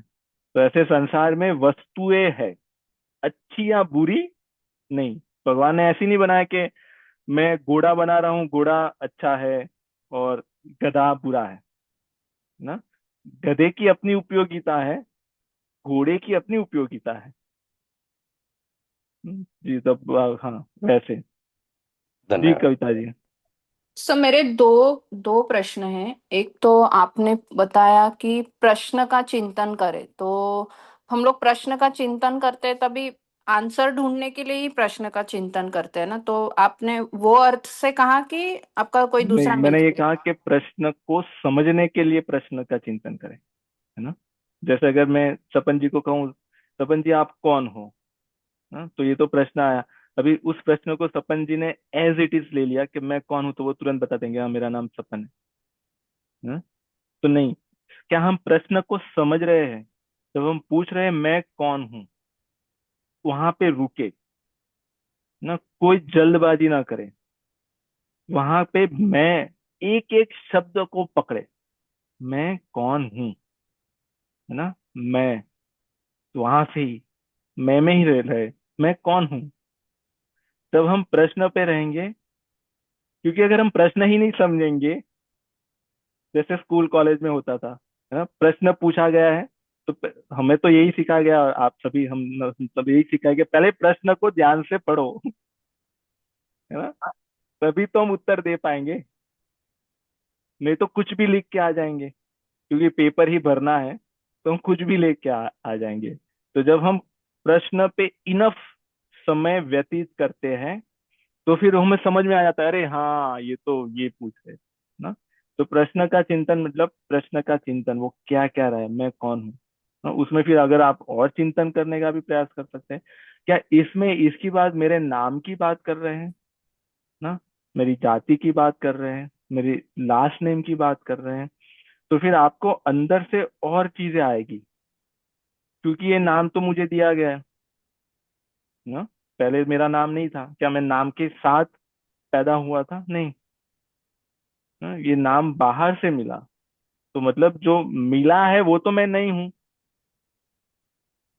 ना। तो मेरा वास्तविक स्वभाव क्या है? तो हाँ मतलब, इन शॉर्ट, प्रश्न पे रहे, प्रश्न का चिंतन करें। उससे क्या होगा? हाँ जैसे आपने कहा अभी, इसमें अगर और देखें, एक तो हमारे अंदर से वो ज्ञान प्रकट हो जाएगा, अगर हमारी मति निर्मल हो गई है, मन निर्मल हो गया है तो। दूसरा, अगर उसका चिंतन करते रहे तो उसके उत्तर को पाने की लालसा बढ़ेगी, है ना, जिज्ञासा बढ़ेगी। वो प्रश्न आपको परेशान कर देगा कि मेरे जीवन का उद्देश्य क्या है, आपको शांति से सोने नहीं देगा, है ना। जब इस स्थिति पे पहुंच जाएंगे, तब फिर उसके उत्तर की व्यवस्था फिर कौन करेंगे? भगवान करेंगे, भगवान। है ना। पर उस प्रश्न के प्रति हमारी वैसी लालसा हो ना, कि मेरे जीवन का उद्देश्य क्या है, ये प्रश्न हर रोज आए, है ना। और ये वैलिड प्रश्न है कि नहीं, हाँ। है ना। हमारा जीवन है, तो उसका उद्देश्य तो हमें पता होना चाहिए, है ना। हम क्यों गो विद द फ्लो जा रहे हैं ना, हमें हमें ये करना है या लोग कर रहे हैं इसलिए हम कर रहे हैं। तो जब हम अपने प्रश्न के प्रति बहुत व्याकुल हो जाएंगे तो फिर वो उत्तर देने के लिए व्याकुल हो जाएंगे, आंसर देने के लिए व्याकुल हो जाएंगे, क्योंकि ये यथा माम प्रपद्यन्ते तांस तैव भजाम्यहम्। हम जैसे जो भी करेंगे उसका रिस्पॉन्स वो वैसे ही करेंगे। तो इससे दो लाभ होगा। एक तो अंदर हमारे पास जो ज्ञान है, अगर मति हमारी निर्मल हो गई है तो अंदर से उत्तर मिलने लगेगा। या दूसरा, हमारे व्याकुलता बढ़ती जाएगी। जैसे हमें पता है कि हमें 10वीं या 12वीं क्लियर करनी है, पर ये प्रश्न बहुत इंपॉर्टेंट है और ये तो आएगा ही आएगा, है ना, और हमें नहीं आता। तो हम क्या करेंगे एग्जाम के पहले, है ना। अगर व्याकुलता है तो किसी को 2 बजे भी रात को फोन करके जगाएंगे, बोले नहीं मुझे इसका उत्तर दो क्योंकि मुझे ये चाहिए। अभी हमारा ये नहीं आ रहा कि नहीं मुझे ये जानना है, मुझे ये चाहिए, है ना। ये नहीं आ रहा। मतलब मैं आपकी बात नहीं कर रहा हूँ, मैं ऐसे जनरल अगर देखें तो सब में आ रहा है कोई बात नहीं, वो तो बाद में कर लेंगे, जब रिटायर होंगे तब कर लेंगे, तब सोच लेंगे, है ना। वो बाद में, हम उसको बाद के लिए पोस्टपोन कर रहे हैं। पर ये जब आ जाएगा कि मेरे जीवन का उद्देश्य क्या है ना, मैं कौन हूँ, मुझे ये जानना है, क्योंकि ये मेरा प्रश्न है, किसी और का नहीं। और मैं इसी शरीर में इसको जान सकता हूँ। मैं कुत्ते के शरीर में इसको नहीं जान सकता, है ना, गधे के शरीर में मैं इसको नहीं जान सकता। तो मेरे पास एक ही अवसर है, जो ये एग्जाम पेपर आएगा वो एक ही बार लिया जाएगा। अगर ये मन में आ जाए उसके बाद कोई दूसरा ऑप्शन नहीं है ना। तो फिर जब ये आ जाएगा तब फिर उसको जानने की जब हमारे अंदर व्याकुलता हो जाएगी, मुझे जानना ही है, क्योंकि मुझे पता नहीं है कि ये जो जीवन की जब हम बात कर रहे हैं वो कब तक रहेगा। हाँ, अगर किसी को बता दिया जाए कि भाई आपका 80 ईयर्स तक आप हो, तो वो निश्चित हो जाएगा कि चलो कोई बात नहीं, अभी तो 40 हुए है, 40 बाकी है, तो ये तो बाद में कर लेंगे। हाँ, ये जो प्रश्न है उसके उत्तर बाद में ले लेंगे। पर क्या हमें पता है ना, क्या हमें पता है कि अगले शनिवार हम पक्का आएंगे यहाँ पे? है ना, हम तो प्रार्थना करते हैं कि सब हो, हम भी हो, है ना, इस ज्ञान को हम करें। पर क्या कोई गारंटी कर दे सकता है ना, कोई गारंटी नहीं दे सकता। तो जब ये बात मन में घर कर जाएगी कि ये प्रश्न हमारे जीवन के सबसे बड़े प्रश्न हैं और इसको जानने के लिए ये सुनहरा अवसर एकमात्र मिला है, अगर ये हाथ में से चला गया तो ये नहीं मिलेगा ना, पता नहीं कब मिलेगा, क्योंकि हम 84 लाख योनियों में भ्रमण करके यहाँ तक पहुंचे हैं। और ऐसा नहीं 84 लाख योनियों में जैसे एक योनि हो गई सर्प की, सांप की। सांप कितने प्रकार के होते हैं, है ना, एनाकोंडा, अजगर, ये वो, उसमें भी वो कैटेगरी है, सर्प की कैटेगरी है वो योनि, उसमें लाखों प्रकार के सर्प हो सकते हैं। तो वो सब में ऐसा नहीं कि 84 लाख बार ही हम बने, 84 लाख टाइम्स नहीं, 84 लाख योनियों के जो प्रकार है उसमें हो सकता है सर्प हम लाखों बार बने हो, वो एक हुआ, है ना। घोड़े कितने प्रकार के होते हैं, पेड़ कितने प्रकार के होते हैं, वायरस कितने प्रकार के होते हैं, मछलियां कितने प्रकार की होती है। तो वो लाखों बार मछली ही बने तो एक हुआ, ओके, अभी उसके बाद दूसरे में जाते हैं। हाँ? तो आप सोचिए कितने बाद ये अपॉर्चुनिटी हमें दी गई जिससे हम अपने जीवन का उद्धार कर सके। और वो ये प्रश्न से होगा, है ना। हम आपको कितने भी प्रश्न दे, पर वो प्रश्न जब तक आपके नहीं होंगे तब तक आपके काम में नहीं आएंगे ना। क्योंकि ये प्रश्न पत्र जो है वो आपका व्यक्तिगत है ना। प्रश्न एक ही होगा, जैसे मेरा प्रश्न यही है, मेरे जीवन का उद्देश्य क्या है, मैं कौन हूँ, वही प्रश्न आपका है। पर उस प्रश्न को जब तक आपने आत्मसात नहीं किया, उस प्रश्न से जब तक आपने फ्रेंडशिप नहीं की, दोस्ती नहीं की, है ना, तब तक वो प्रश्न आपका पराया हुआ। अपना नहीं है। न? तो ये चिंतन करने से पहले वो प्रश्न को हम अपना बनाए कि नहीं ये मेरा प्रश्न है। फिर ये भाव आएगा धीरे धीरे कि मुझे इस प्रश्न का उत्तर ढूंढना है। पर इस प्रश्न का उत्तर ऐसा नहीं है कि कहीं किसी ने हमें लिख के दे दिया 4-5 लाइन में और हमने पढ़ लिया और हमारा हो गया। न? इस प्रश्न का उत्तर हमारा जीवन है पूरा। तो ये बात फिर सुनने में तो अच्छी लग रही है हमें, फिर वो समझ में आने लगेगी ना। और जब समझ में आने लगेगी तब फिर हमें लगेगा कि नहीं अभी तो हमने जीना आरंभ किया है ना, अभी तो मजा आ गया है ना। वही है हमारा आनंद है। तो उसके लिए जैसे सुमन जी ने कृपा करके बहुत अच्छा प्रश्न पूछा, तो उससे हमने ये सोचा था, पर देखो जैसे आप कह रहे थे कि हम भूल जाते हैं, ऐसे हम भी भूल गए। जब हम वॉक करते जाते थे तब हमने सोचा कि हाँ ये कर सकते हैं, या मतलब हम तो प्रयास करते हैं करने का, पर हम आपको बता सकते हैं, पर वो भूल गए हम। तो जी तो ये आपका प्रश्न। हाँ उद्देश्य मतलब भगवान ने हमें कोई उद्देश्य से भेजा है तो हमें वो ढूंढना है कि हमारा क्या वो उद्देश्य ढूंढना है कि हमें हमारा खुद का उद्देश्य ढूंढना है, मतलब वो कैसे? और उद्देश्य मतलब अभी जब से हाँ, हम लोग ये गीता का मैं सीख रही हूँ तो मुझे अभी एक पता चला कि हाँ हमें अध्यात्म के मार्ग पे रहना है। दूसरा ये है कि हमें अपनी खुद की ग्रोथ करनी है, ग्रोथ इन टर्म्स ऑफ हमारा वर्तन या हमारे विचार सुधारना। तो ये जी इसको भी उद्देश्य बोल सकते हैं या इसके अलावा भी कुछ और होता जी है? हाँ, वो उद्देश्य, वो परम उद्देश्य तक पहुंचने के लिए आप जो ले रहे हो, है ना, जो आपने जो कहा, वो सारे माइलस्टोन्स हैं, है ना। तो उस मार्ग पे आप चल रहे हो ना। पर जब आप परम उद्देश्य को जब जान लोगे, समझ लोगे, जानना तो अलग बात है, जब हम आप उसको समझ लोगे। अभी समझानी ऐसी बात है, वो हम किसी को समझा नहीं सकते, किसी को कुछ कह सकते हैं, है ना। जो समझ है वो अपने आप से आएगी, है ना। वो जो अंदर से जब हिट होगा, है ना, जब अंदर से ट्रिगर होगा, है ना, तो हम उसकी बात कर रहे हैं। तो जैसे ज्ञान के लिए तो बहुत सारी चीजें हैं कि ईश्वर अंश जीव अविनाशी, हम भगवान के अंश है, ये तो हमने सुन लिया, हमें अच्छा भी लगा, मेक सेंस भी हो गई उसकी बात। पर क्या उसका अंदर से अनुभव किया,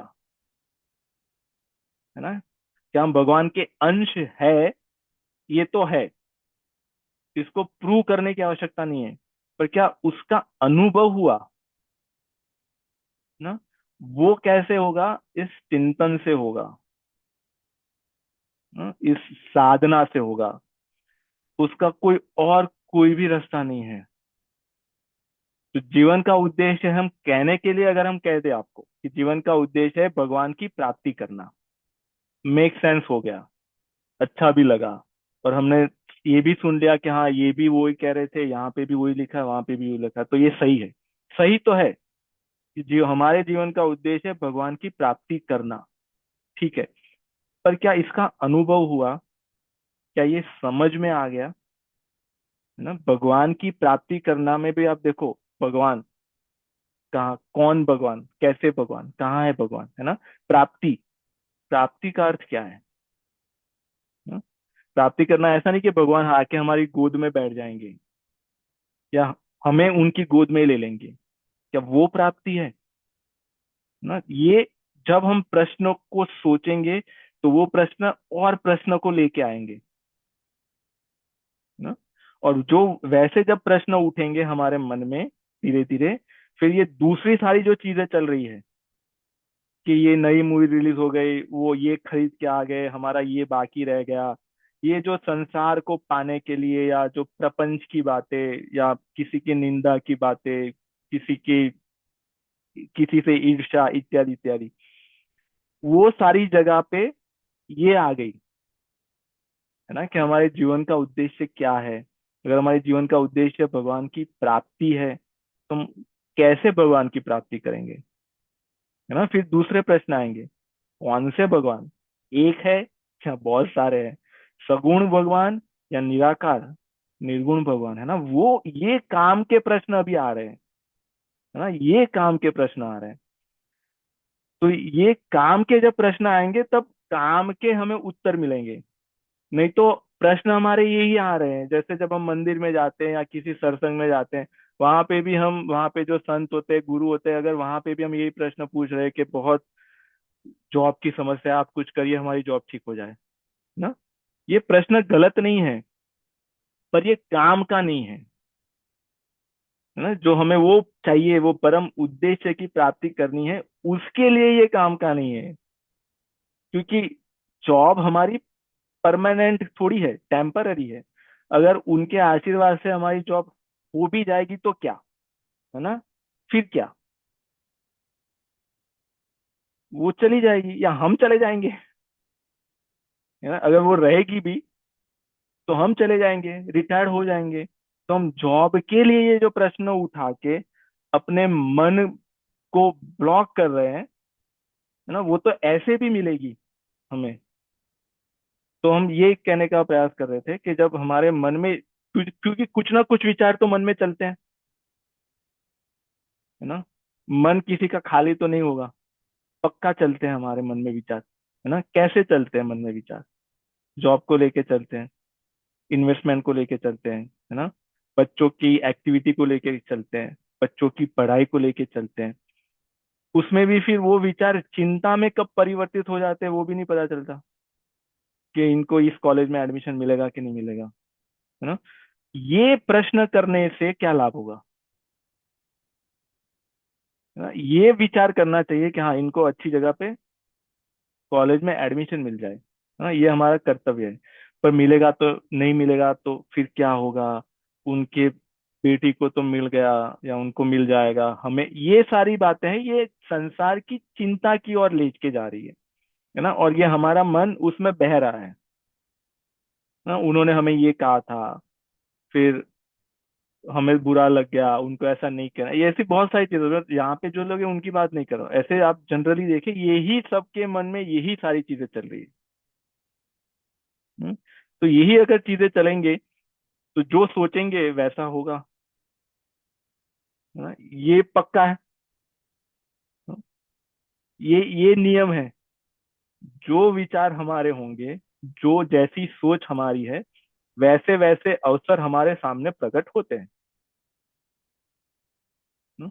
तो जब हम अपनी सोच को बदलेंगे, जब अपने विचार को बदलेंगे इसके माध्यम से, हाँ, तो फिर हमारे सामने ऐसी परिस्थितियां उपस्थित होगी, ऐसी चीजें, अवसर हमारे सामने उपस्थित होंगे। क्योंकि आज हमें जो मिल रहा है, जिनको हम सत्संग माने या भगवत गीता माने, आप जो भी माने, है ना, आप सोचिए क्या हमें ये ऐसे ही मिल गया ना। इतने सारे लोग हैं, टेक्सास में भी, सियाटल में भी, और न्यू जर्सी और ईस्ट कोस्ट में भी, है ना।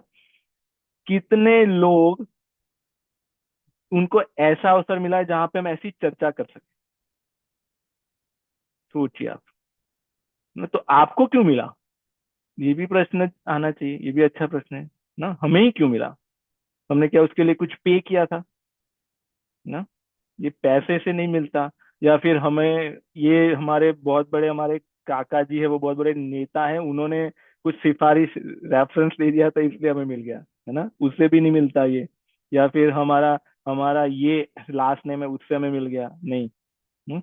इसके लिए आपने पहले के जन्म में या इस जन्म में प्रयास किया होगा, आपके मन में ये प्रश्न उठा होगा, या आपकी कुछ यात्रा रही होगी, है ना। उसी यात्रा को आगे ले जाने के लिए भगवान ने ये अवसर प्रदान किए, ये अवसर हमारे सामने प्रकट हुए, है ना। ये ऐसे रैंडमली नहीं आया। हम अपने जीवन के ऊपर से भी हम बता सकते हैं, अनुभव से, और यहाँ पे जो दूसरे लोग हैं वो भी बता सकते हैं। ये हमारी जो साधना है, वो एक जन्म की साधना नहीं है। और इसके पहले बहुत बार हमने साधना करने का प्रयास किया होगा, जो हमारी पूर्ण नहीं हो पाई। हम पहुंच नहीं पाए, वो परम उद्देश्य तक पहुंच नहीं पाए। आप जो कह रहे हो वो माइलस्टोन्स है ना, कहीं बीच में जाके रुक गए। तो उसको आगे ले जाने के लिए भगवान ने हमें ये अवसर दिया, उसके लिए ऐसा विवेक भी दिया कि ये चर्चा हमें अच्छी लगती है ना। इसीलिए तो हम यहाँ पे 1 घंटा, उससे ज्यादा टाइम यहाँ पे स्पेंड कर रहे हैं। नहीं तो 1 घंटे में तो या 1.5 घंटे में तो मूवी देख सकते थे, है ना। तो उनमें और यहाँ पे जो लोग हैं उनमें अंतर क्या है? ये अच्छा क्यों लग रहा है? क्योंकि हमने ये पहले किया था ना, उसी को आगे, क्योंकि जो भी हम करते हैं अच्छी चीजें ना, वो नष्ट नहीं होती। जैसे हमने आरंभ किया 0 से लेके 5 तक पहुंचे, तो फिर जब आरंभ करेंगे तो फिर 6 से आरंभ करेंगे, वो नष्ट नहीं होती, है ना। ये भगवान की कृपा है। तो ये हमारी जो अधूरी रह गई थी, उसको पूरा करने के लिए ये प्रश्न पेपर फिर से दिया है जीवन के रूप में, कि भाई ये जीवन का आपका प्रश्न पत्र है, इसको पूरा कर दीजिए इस बार, है ना। क्योंकि वो चाहते हैं कि हम लोग पास हो जाए। हम्म, तो जी, तो ये सारे अगर हमारे चिंतन के विषय हो कविता जी, तो उससे हमारा जीवन और हमारा मन, और ये जब दोनों, है ना, हमारा मन और हम स्वयं जब व्यवस्थित हो जाएंगे, तो फिर बाहर की जितनी भी चीजें अगर हमें अव्यवस्थित लग रही है, वो भी व्यवस्थित हो जाएगी। हम्म। हाँ? ज्यादातर लोगों में ये देखने का आता है, वो आरंभ बाहर से करते हैं कि हम इनको सुधार देंगे, इनको इनको इनको सब सुधर जाएंगे, फिर हम अंत में सुधरेंगे, है ना। वैसे नहीं, उल्टा, है ना। वो उल्टा करते हैं, हमें सीधा करना है। हम आरंभ यहाँ से करेंगे, और फिर दूसरे लोगों को सुधारने की आवश्यकता नहीं है। फिर हम देखेंगे, अरे ये तो, है ना, ये तो सुधर गया। सुधरे हुए ही है, है ना? एक को ही सुधारना है, हम्म। अपने आप को, ना? और वो जब हम अपने आप से दोस्ती करेंगे तभी होगा। क्योंकि आप सोचिए, हम इस घर में पिछले 30 40 50 वर्ष से रहते हैं, है ना। हम अपने आप से कितनी बार मिले, ये बहुत बड़ा प्रश्न है ना। ऐसा नहीं है कि ये घर बहुत बड़ा है ना, ये जो घर दिख रहा है शरीर रूपी घर, ये बहुत बड़ा है, इसलिए हम कहीं कोने में छुपे और हम अपने आप को ढूंढ नहीं पा रहे हैं, नहीं, है ना। इतना तो शरीर है, और हम इतने स्मार्ट इंटेलिजेंट हैं, इतने शरीर में हम अपने आप को ढूंढ नहीं पा रहे। सोचिए, और एवरेस्ट चढ़ रहे हैं, पता नहीं क्या क्या कर रहे हैं, है ना। अगर हम थोड़ा समय निकाले अपने लिए, तो हम अपने आप को तो ढूंढ ले पहले, ना, अपने आप को तो समझ ले। इसी को कहते हैं आत्मबोध हो जाना, ना। इसी को कहते हैं आत्मा का साक्षात्कार हो जाना। इसी को कहते हैं आत्मज्ञान हो जाता, मैं कौन हूं उसका ज्ञान हो जाना, आत्मज्ञान। तो उसका आरंभ क्या, कहाँ से होगा? मैं कौन हूं, वो प्रश्न से, है ना। आत्म साक्षात्कार, मेरा साक्षात्कार हो जाना कि मैं कौन हूं, तो ये प्रश्न से आरंभ होगा। तो इसलिए हम अपने आप से मिले, फिर अपने आप के लिए कैलेंडर में अपॉइंटमेंट बुक कर दें। दूसरों के लिए तो हमने बहुत मीटिंग इनवाइट भेज दिए, है ना। हम अपने आप से मिले, और अब ये अपने आप से मिलना वो स्वार्थ नहीं है, ना। और ये इसको परम स्वार्थ कहते हैं, ये अच्छा स्वार्थ है, ना? ये अच्छा, क्योंकि स्वार्थ को अगर हम देखें, स्व अर्थ, स्व माने मैं, है ना। मैं मतलब शरीर नहीं, जो अंदर जो बैठा है वो स्वरूप, अर्थ उसके लिए, है ना, उसके लिए जो कर रहे हैं, जो अंदर जो बैठा है उसके लिए, जो बाहर है उसके लिए नहीं। जो बाहर है उसके लिए कर रहे हैं वो सांसारिक स्वार्थ है, और जो अंदर बैठा है उसके लिए जो कर रहे हैं वो परम स्वार्थ है, परमार्थिक स्वार्थ है। वो स्वार्थ करना चाहिए, वो नहीं करते। जो नहीं करना चाहिए वही अन्यत्र करके लोकोयम कर्म बंधना। तो थोड़े स्वार्थी बने उस भाव से, है ना, और अपने साथ टाइम स्पेंड करें। यही सेल्फ लव है। हाँ कविता जी, आपने ही पूछा था, ये वास्तविक सेल्फ लव है, अपने आप के साथ टाइम स्पेंड करना, है ना। बाहर जाके अपने आप को ट्रीट देना, मूवी दिखाना, या कुछ गिफ्ट अपने आप को देना। क्योंकि जो अंदर बैठा है उसको गिफ्ट नहीं चाहिए, उसको मूवी नहीं देखना, है ना। उसके ये प्रश्न है जिसकी हमने चर्चा की। तो वैसे ठीक है। प्रश्न आपका, कविता जी। Yes sir.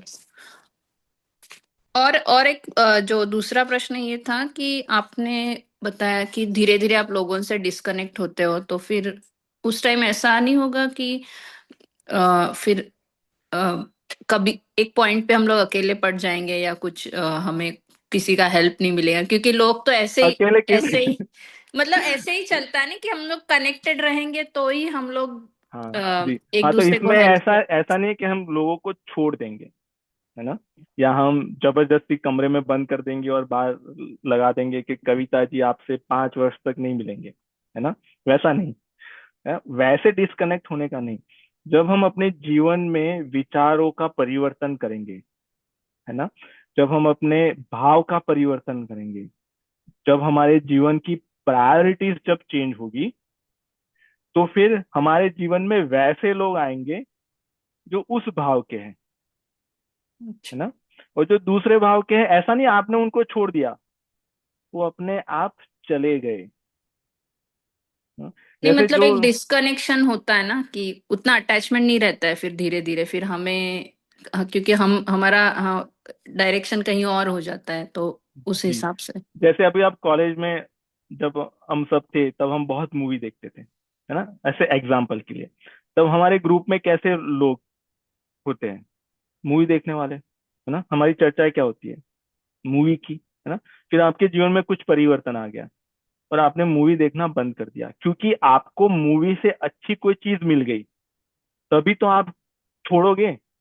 मुझे कुछ अच्छा मिलेगा तभी तो मैं ये करंट छोड़ूंगा, है ना।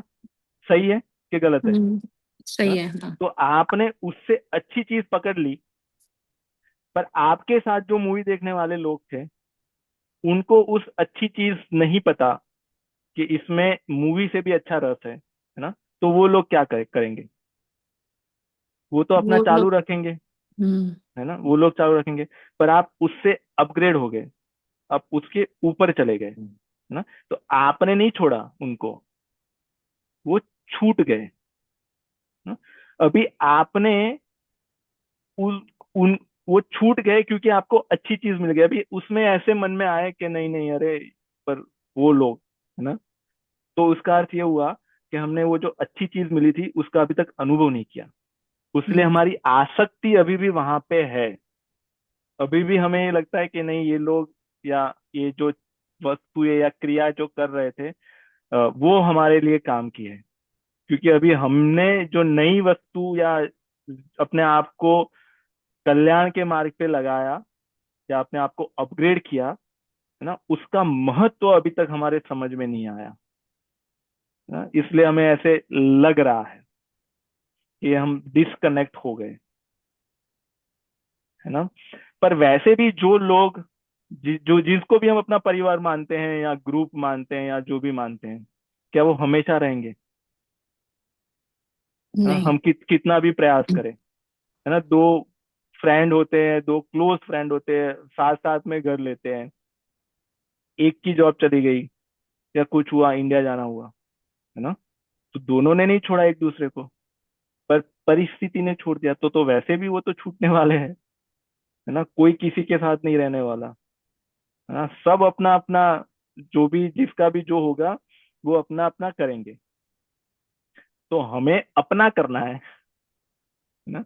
अगर हम दूसरों के भरोसे रहे, तो इसलिए यहाँ पे कह रहे हैं, हाँ, ये इससे मुझे लगता है लोकोयम कर्म बंधन, लोगों के समुदाय साथ में कर्म बंधन में फंसते हैं, है ना। वो तो फंसते हैं, दूसरों को भी फंसा देते हैं, और सब साथ में ही ग्रुप का ग्रुप एक जगह से दूसरे जगह पे, है ना।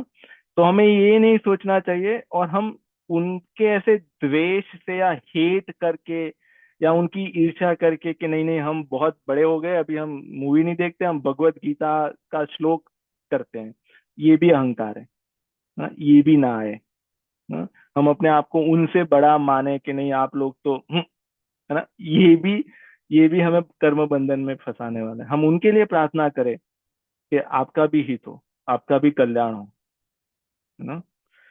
तो उस भाव से, पर हाँ, ये जो आपका जो प्रश्न है वो रहेगा।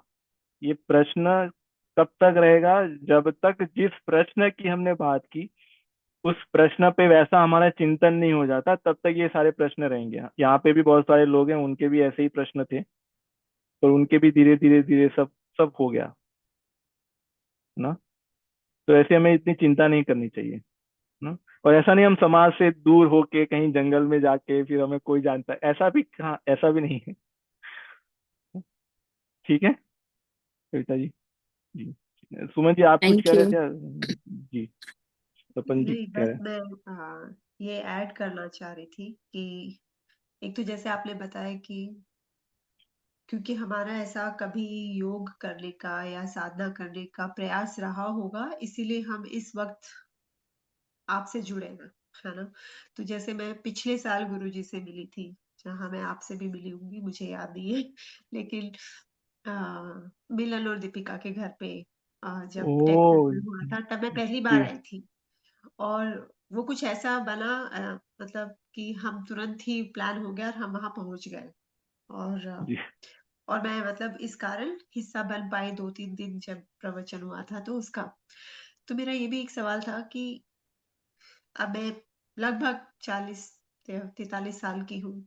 ये वक्त अभी क्यों आया? जैसे अब अगर मेरा ऐसा प्रयास पिछले जन्म में था या किसी और जन्म के कर्म थे, तो इतने वक्त के बाद ये वक्त क्यों आया? है ना? जी जी और भी देर हो सकती थी, हाँ, और और भी जल्दी हो सकता था। और भी जल्दी हो छिटो सकता था। भागी जाएगी आगे। तो ये एक मेरा प्रश्न है। और दूसरा, जैसे कविता जी बात कर रही थी, तो मुझे लगता है जैसे जैसे हमारे विचार परिवर्तित होते जाएंगे, वैसे वैसे हमारी संगत में परिवर्तन अपने आप आ जाता है। जी अब अगर मेरे विचार नहीं बदले होते तो मैं आपकी संगत में नहीं होती, है ना? तो वो एक बड़ा प्रभाव हमें दिखेगा हमारे जीवन में कि अगर हमारे विचार थोड़े से उच्च कोटि के होते जाएंगे, हम वैसे ही व्यक्तियों के साथ अपना समय बिताने लगेंगे। तो वो जी कहावत है ना कि अगर आप मतलब करोड़पति के साथ बैठोगे तो आप ऑटोमेटिकली करोड़पति हो जाओगे। और जी अगर आप गुंडागर्दी वाले लोगों के साथ बैठोगे तो आप वैसे संगति बहुत प्रभाव डालती है। तो मैं जी बस उसमें वो ऐड कर रही थी कि हाँ, अगर हमें समझ में आए कि हमारी संगति बदल रही है, मतलब हमारे विचार भी बदल रहे हैं, तो ये हमें समझ में आ जाएगा। जी पर हाँ। आप मेरे पहले वाले तो प्रश्न आपका का पहला प्रश्न है ना, तो हमें ये भी देखने में आता है कि कुछ लोग जीवन जैसा ही आरंभ करते हैं, उनको 1 2 3 4 5 वर्ष में ही सत्संग मिलने लगता है। जैसे हमारे सत्संग में बहुत सारे बच्चे ऐसे, बहुत सारे नहीं, जितने भी है ज्यादातर बच्चे वैसे ही है जिनको सत्संग गर्भ से मिलने लगा ना। आप उनका देखिए, और दूसरे ऐसे लोग हैं हमारे जैसे जो इस मार्ग पे 25 वर्ष में आए, 30 वर्ष में आए, 40 वर्ष में आए। तो ऐसा भेदभाव क्यों? है भगवान ने ऐसे डिफरेंशिएट क्यों किया? है ये तो फिर हमें लगा कि ये तो लागवग कर रहे हैं, ये तो सिफारिश चल रही है यहाँ पे, है ना। तो वैसा नहीं। जो लोग का जन्म ही सत्संग के वातावरण में हुआ है, उनकी आगे की जो साधना रही होगी वो बहुत दृढ़ रही होगी, बहुत प्रबल रही होगी। और उनका जो संसार के प्रति आसक्ति का भाव था वो बहुत कम रहा होगा, है ना। इसलिए उस जीव ने ऐसा ही घर ढूंढा जहां पे अभी सत्संग चल रहा है, जहाँ पे अभी ऐसा वातावरण है। ऐसा नहीं कि 10 वर्ष के बाद होगा, है ना। क्योंकि उनको जब उन्होंने साधना जहाँ पे उनकी विराम हुई थी, तब उस भाव से विराम हुई थी कि नहीं, अभी मुझे सिर्फ भगवान की प्राप्ति करनी है, मेरे जीवन का उद्देश्य पूर्ण करना है, मुझे संसार में कुछ भी नहीं चाहिए। तो उस समय पे जो उनका दृढ़ भाव रहा होगा, जितनी उनकी साधना प्रबल रही होगी, वैसा ही उनको परिवार और वैसा ही उनको वातावरण मिल गया। हम्म? हमारे शास्त्र कहते हैं, गुरु जी भी कहते हैं कि इस वायुमंडल में बहुत सारे ऐसे जीव है जो महान महान जीव है ना। तुकाराम जी जैसे, नरसिंह मेहता जी जैसे, गोस्वामी तुलसीदास जी जैसे, जो भ्रमण कर रहे हैं, प्रतीक्षा कर रहे हैं कि मुझे अपने आगे के जर्नी के लिए मुझे अवतरित होना है। पर उसके लिए उनको उनके योग्य घर, उनके योग्य माता पिता, है ना, उनके योग्य वातावरण वो कहाँ है ना? तो इसलिए हम देखते हैं कि आज समाज में ऐसे व्यक्तियों का जन्म नहीं हो रहा जो पहले होते थे ना। आज हम विकास डेवलपमेंट की तो बातें हो रही है देख रहे हैं। पर आज गुरु गोविंद सिंह जैसे, गुरु हरगोविंद सिंह जैसे, है ना, गुरु नानक देव जी जैसे, तुकाराम जी जैसे, और कबीरदास जी जैसे, नरसिंह मेहता, गोस्वामी तुलसीदास जी, मीराबाई जैसे, है ना, शिवाजी महाराज, महाराणा प्रताप, पृथ्वीराज चौहान, वैसे व्यक्ति क्यों नहीं आ रहे? क्या शॉर्टेज हो गई भगवान की सृष्टि में? है ना, नहीं। ऐसी व्यवस्था, क्योंकि वो कहीं पे भी नहीं आएंगे, है ना, उन्होंने इतनी कमाई की है, तो उनका रहेगा कि नहीं, मैं कहीं पे भी नहीं जाऊंगा, आई कैन वेट, कलयुग को जाने दो, है ना, सतयुग में जब ऐसे लोग आएंगे, ऐसे ऐसा समाज, ऐसा वातावरण होगा, तब मैं आऊंगा। क्योंकि वो कहीं पे भी गटर में नहीं वो अपने आप को गिराएंगे। तो मतलब ये थोड़ा हमारा साइड ट्रैक हो गया, तो इसलिए आज के समय में ऐसे लोग नहीं आ रहे, है ना। इसलिए यहाँ पे जो रोली जी है, उनका बहुत बहुत कृपा कि वो गर्भ संस्कार की सेवा करती है ना। वो इसलिए, क्योंकि गर्भ में जब जीव आता है, उसके पहले जब माता पिता अपने विचारों को बदलेंगे, तो ऐसे महान जीवों को वो अट्रैक्ट कर सकते हैं कि आप हमारे यहाँ पे आइए, है ना। ये भी साइंस, ये बहुत लॉजिकल है। अगर हमारे विचार रावण जैसे होंगे, तो फिर घर में मेघनाद और वैसे ही आएंगे, है ना। अगर हमारे विचार सुमित्रा जी जैसे होंगे, हमारा व्यवहार आचरण वैसा होगा, तो फिर लक्ष्मण आएंगे घर पे, ना।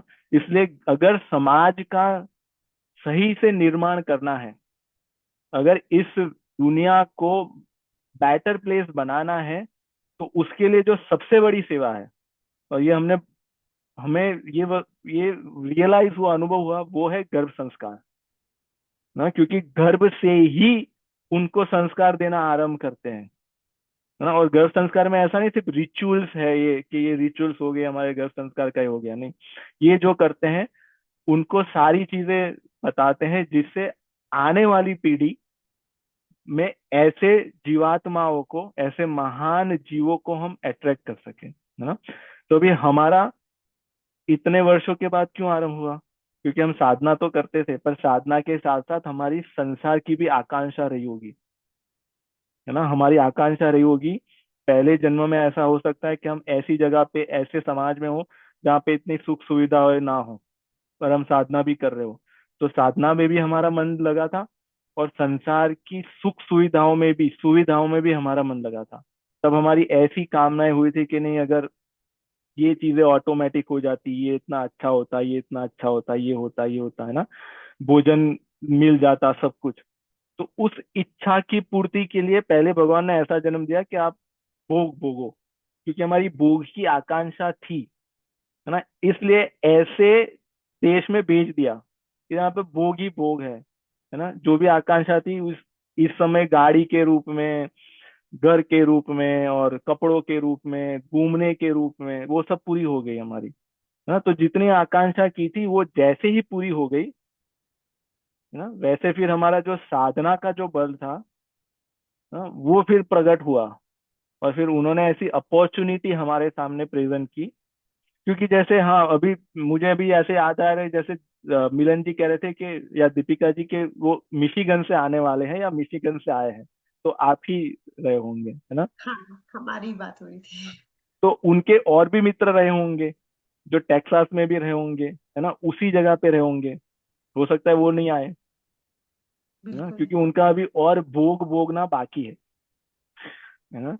और आपका समय आ गया था, पक गया था, इसलिए आप इतने दूर से आ गए, है ना। सपन जी वहां से, टेक्सास से सियाटल में आए, है ना। दो, या 2 वीक रहे थे ना?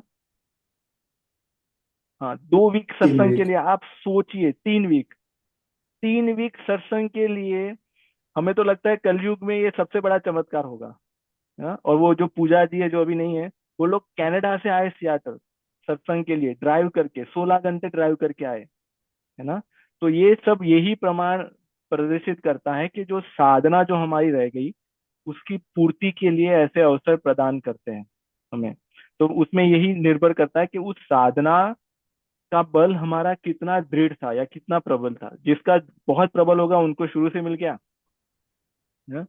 जिसका वैसा होगा कि भाई दोनों चाहिए, भगवान भी चाहिए और संसार भी चाहिए, योग भी चाहिए और भोग भी चाहिए। तो भगवान ने उनको भोग दे दिया है।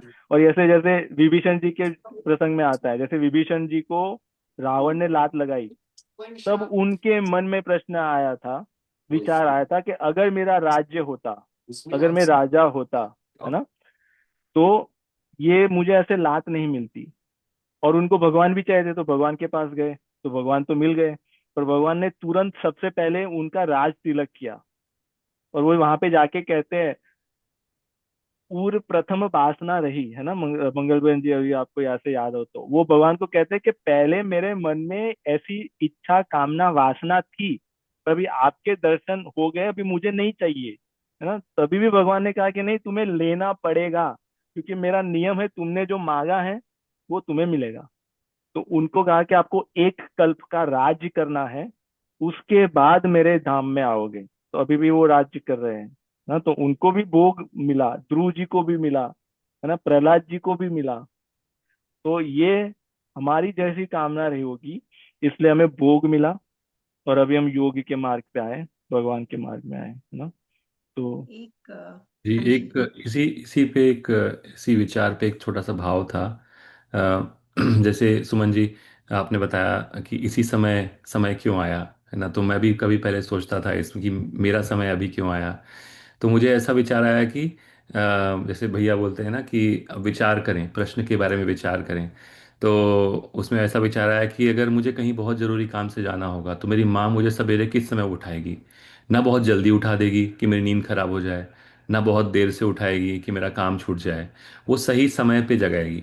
उस सही समय पे जगने के साथ उस काम के लिए तेजी से बढ़ना मेरा काम है, लेकिन वो मुझे सही समय पे जगाएगी। तो भगवान, गुरु जी, ये लोग वही हमारी माँ के जैसे हमको जगाते हैं कि अभी उठो, समय हो गया है आपका।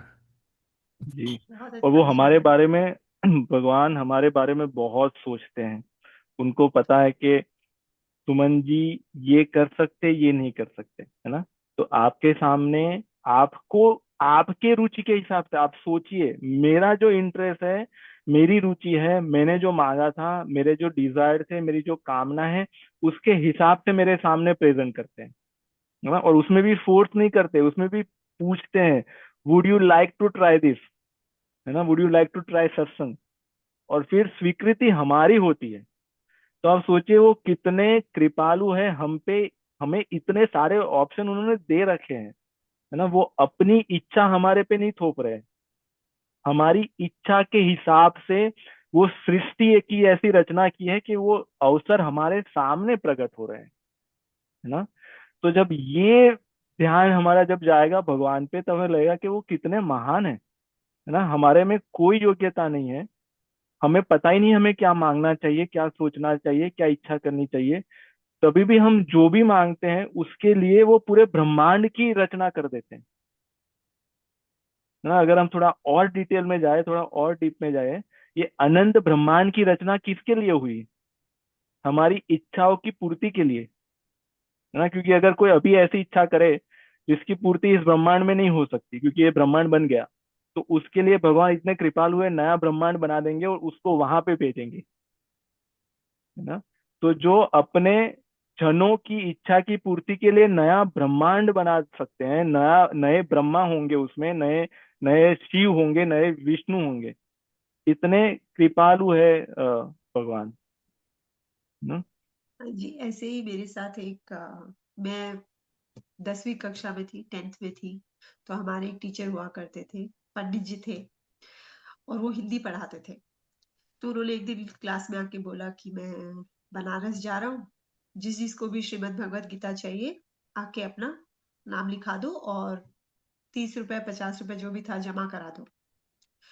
तो मैंने नहीं कराया। उस वक्त मतलब मैं हिंदी में बहुत अच्छी थी, तो मेरा हिंदी में रुचि भी थी, कविताएं पढ़ने में, तो मुझे सब याद रहता था। और तो उनकी मैं एक तरह से फेवरेट स्टूडेंट थी कि हाँ। तो सबने लिखा दिया, मैं बैठी थी कि पैसे लेने के लिए तो मम्मी पापा से परमिशन चाहिए और वो सब। तो मैंने सोचा भी नहीं कि मैं चाहती हूँ कि मुझे ये मिले। सबका हो गया तो उन्होंने खड़े हुए, और तुम क्यों वहां बैठी हो, अचानक से ऐसे बोले। तो ये वाक्य मुझे भूलता नहीं है। पता नहीं क्यों, पर हमारे साथ इतनी सारी चीजें होती हैं हम भूल जाते हैं, लेकिन ये जी कभी नहीं भूलता। और इसी से रिलेटेड ये प्रश्न था कि अब समय क्यों आया है, क्योंकि शुरू तो तब हो गया था, जी। तो हाँ, चेतना तो अभी क्यों भगवान नहीं? तो भगवान कृपा करने के लिए हमेशा स्वयं नहीं आते हैं, है ना। वो टीचर के माध्यम से, दीपिका जी के माध्यम से, मिलन जी के माध्यम से उनके अंदर चूणा करवाते हैं कि नहीं, सुमन जी को बुलाए कैसे भी करके, है ना। तो वो अवसर के रूप में, वो उनकी कृपा है, बिल्कुल वो उनकी कृपा बिल्कुल। है। हम समझ नहीं पाते बस, हाँ, क्योंकि हम संसार में तो इतने व्यस्त होते हैं, अपनी दिनचर्या में इतने व्यस्त होते हैं कि नहीं, ये भी करना है, ये भी करना है, ये भी करना है। तो हम उसको समझ, क्योंकि हम रुकते नहीं है ना, वही प्रश्न आ गया। हम अपने आप से दूर हो गए, तो हम पूछते नहीं है, रुकते नहीं है। तो हम इस अवसर को प्राप्त नहीं कर पाते, उसको ले नहीं पाते। जी, तो मुझे याद है कि उन्होंने ऐसे आदेश के साथ कहा कि तुम वहां क्यों बैठी हो, आओ अपना नाम लिखो और कल पैसे लेकर आना। जी तो अब मेरे हाँ। पास कोई चॉइस नहीं बची, तो मैंने किया जैसा उन्होंने कहा, और उन्होंने श्रीमद् भगवत गीता लाकर भी दी। लेकिन जब वो जी लाए तो वो संस्कृत में थी, और उस टाइम पे मैं 10th क्लास में थी, तो इतनी समझ भी नहीं थी, और मेरे घर में वो माहौल भी नहीं है कि जहाँ पे गीता पढ़ी जाए या नहीं। तब से वो घर में रखी है, किसी कोई खोल के पढ़ता नहीं है, तो मेरे दिमाग में हमेशा ये सवाल चलता रहा कि ये क्यों हुआ, और अगर ये हुआ वो तो मेरे को इसमें आगे बढ़ने का मौका क्यों नहीं मिला। मतलब मैं ऐसी संगत में क्यों नहीं थी कि मैं बढ़ूं आगे, उसको पढ़ सकूं। पढ़ना है, ये इच्छा है, लेकिन मैं कभी पढ़ नहीं पाई। जी ऐसा हाँ। वो संकल्प करके कि मैं पढ़ लूं, ऐसा कभी नहीं हुआ। तो इसीलिए ये हाँ सवाल आया था मेरा कि अब क्यों। हाँ, क्योंकि वो और तब उत्कंठा, उस समय पे उत्कंठा उतनी नहीं थी, है ना। उन्होंने कृपा करके फोर्स करके आपसे, आपको वो दिलवा तो दी, पर उसके बाद वो शायद वो अवस्था नहीं रही होगी हमारी, या उत्कंठा नहीं रही होगी उसके लिए। पर उसी की कृपा से वो जो भगवत गीता आप लाए थे, वो आपकी स्मृति में, स्मरण में रहा, है ना। उसी की कृपा से ये आपको मिला, ये, है ना। बिल्कुल जी जी, कविता जी, बिल्कुल। हमारा थोड़ा समय हो गया है, पर जी आप पूछिए। नहीं, मैं नेक्स्ट टाइम पूछूंगी, चलेगा, नो प्रॉब्लम। ठीक है, तो आप याद रखना, इस हाँ हाँ, प्रश्न का चिंतन करते रहना आप। यस, पक्का। सपन जी आप। जी भैया, वो अनाउंसमेंट करना था, वो जो 2 सेगमेंट आ रहे हैं उसके बारे में। जी, तो मैं बताऊं, आप बताते हैं। हाँ, बता दो, आपके पास फ्लायर हो तो वो मतलब जी डिस्प्ले भी कर ठीक है, तो सकते फ्लायर तो हम शेयर कर देंगे। तो हो। एक तो ये था कि 9 मई से, अ, जैसे ये तो हमारा जो चल रहा है ना, मैं इसको डिस्टर्ब नहीं करना चाहता सपन जी, है ना, ये इसको तो चलने देते हैं। एक दूसरा, हम भगवत गीता का आरंभ कर रहे हैं, Bhagavad Gita for healthy relationships, है ना। जो परिवार के रिलेशन और पति पत्नी और उनके लिए, तो उसमें नए लोग भी उसमें जुड़ेंगे। और यहाँ से जो लोग अगर पहले से नहीं जुड़े और उनको रिफ्रेशर चाहिए, तो आप लोग भी जुड़ सकते हो। और आप सभी से ये प्रार्थना है कि आप लोग अपने ग्रुप में, और आपके जो लोकल लोकल ग्रुप्स होंगे वहाँ पे भी आप शेयर करिए। तो अगर वो लोगों को भी जुड़ना है तो वो लोग जुड़ सकते हैं। वो भी 4 वीक का प्रोग्राम होगा, मई 9 से आरंभ होगा वो।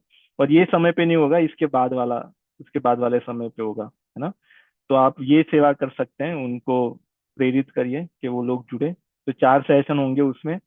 उसके बाद अगर किसी को कंटिन्यू करना है तो हम उन लोगों को यहाँ पे मर्ज कर देंगे, या फिर उसको अलग रखेंगे अगर ज्यादा लोग हैं तो, है ना। तो एक तो ये हो गया।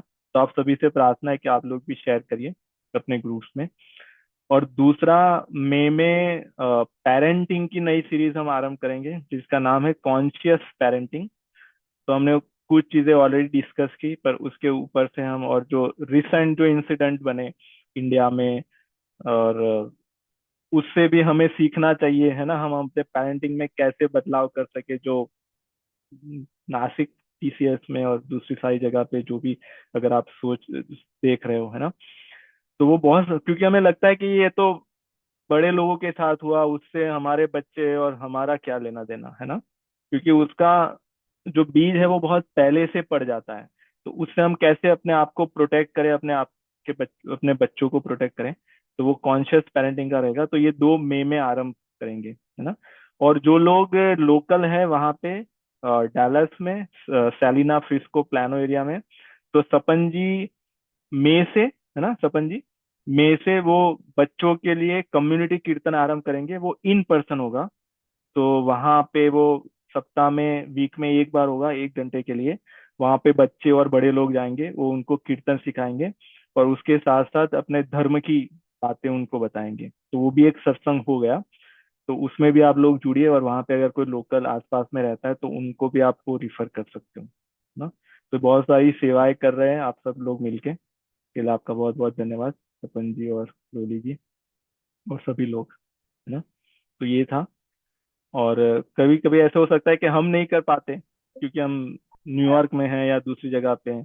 तो हम किसी को अगर जानते हो जो वहां पे हो तो उनको हमें बताना चाहिए, है ना।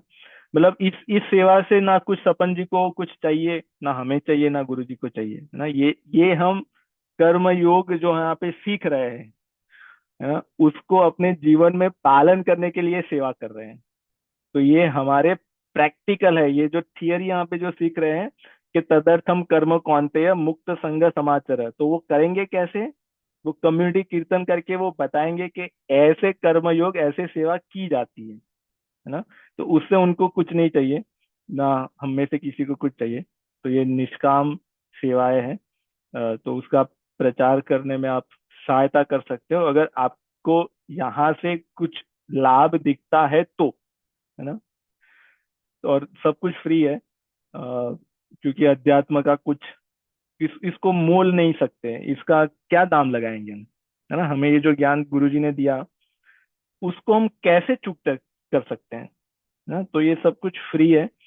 बस इसका यही दाम है कि इसको गंभीरता से ले और उसको जीवन में उतारने का प्रयास करें, और जो लाभ हमने पाया है वो दूसरों को देने का प्रयास करें, है ना। यही हमारी दक्षिणा है, तो ये हमारी फीस है और कुछ नहीं, है ना। तो यही आप सभी से प्रार्थना है, और आप सभी से मिलेंगे अगले शनिवार। ठीक है ना सपन जी, इतना ही था ना। हाँ, इतना ही था। चलिए, धन्यवाद। राम राम सभी को, राम राम राम। राम। राम राम। राम राम। राम राम। राम राम। राम राम।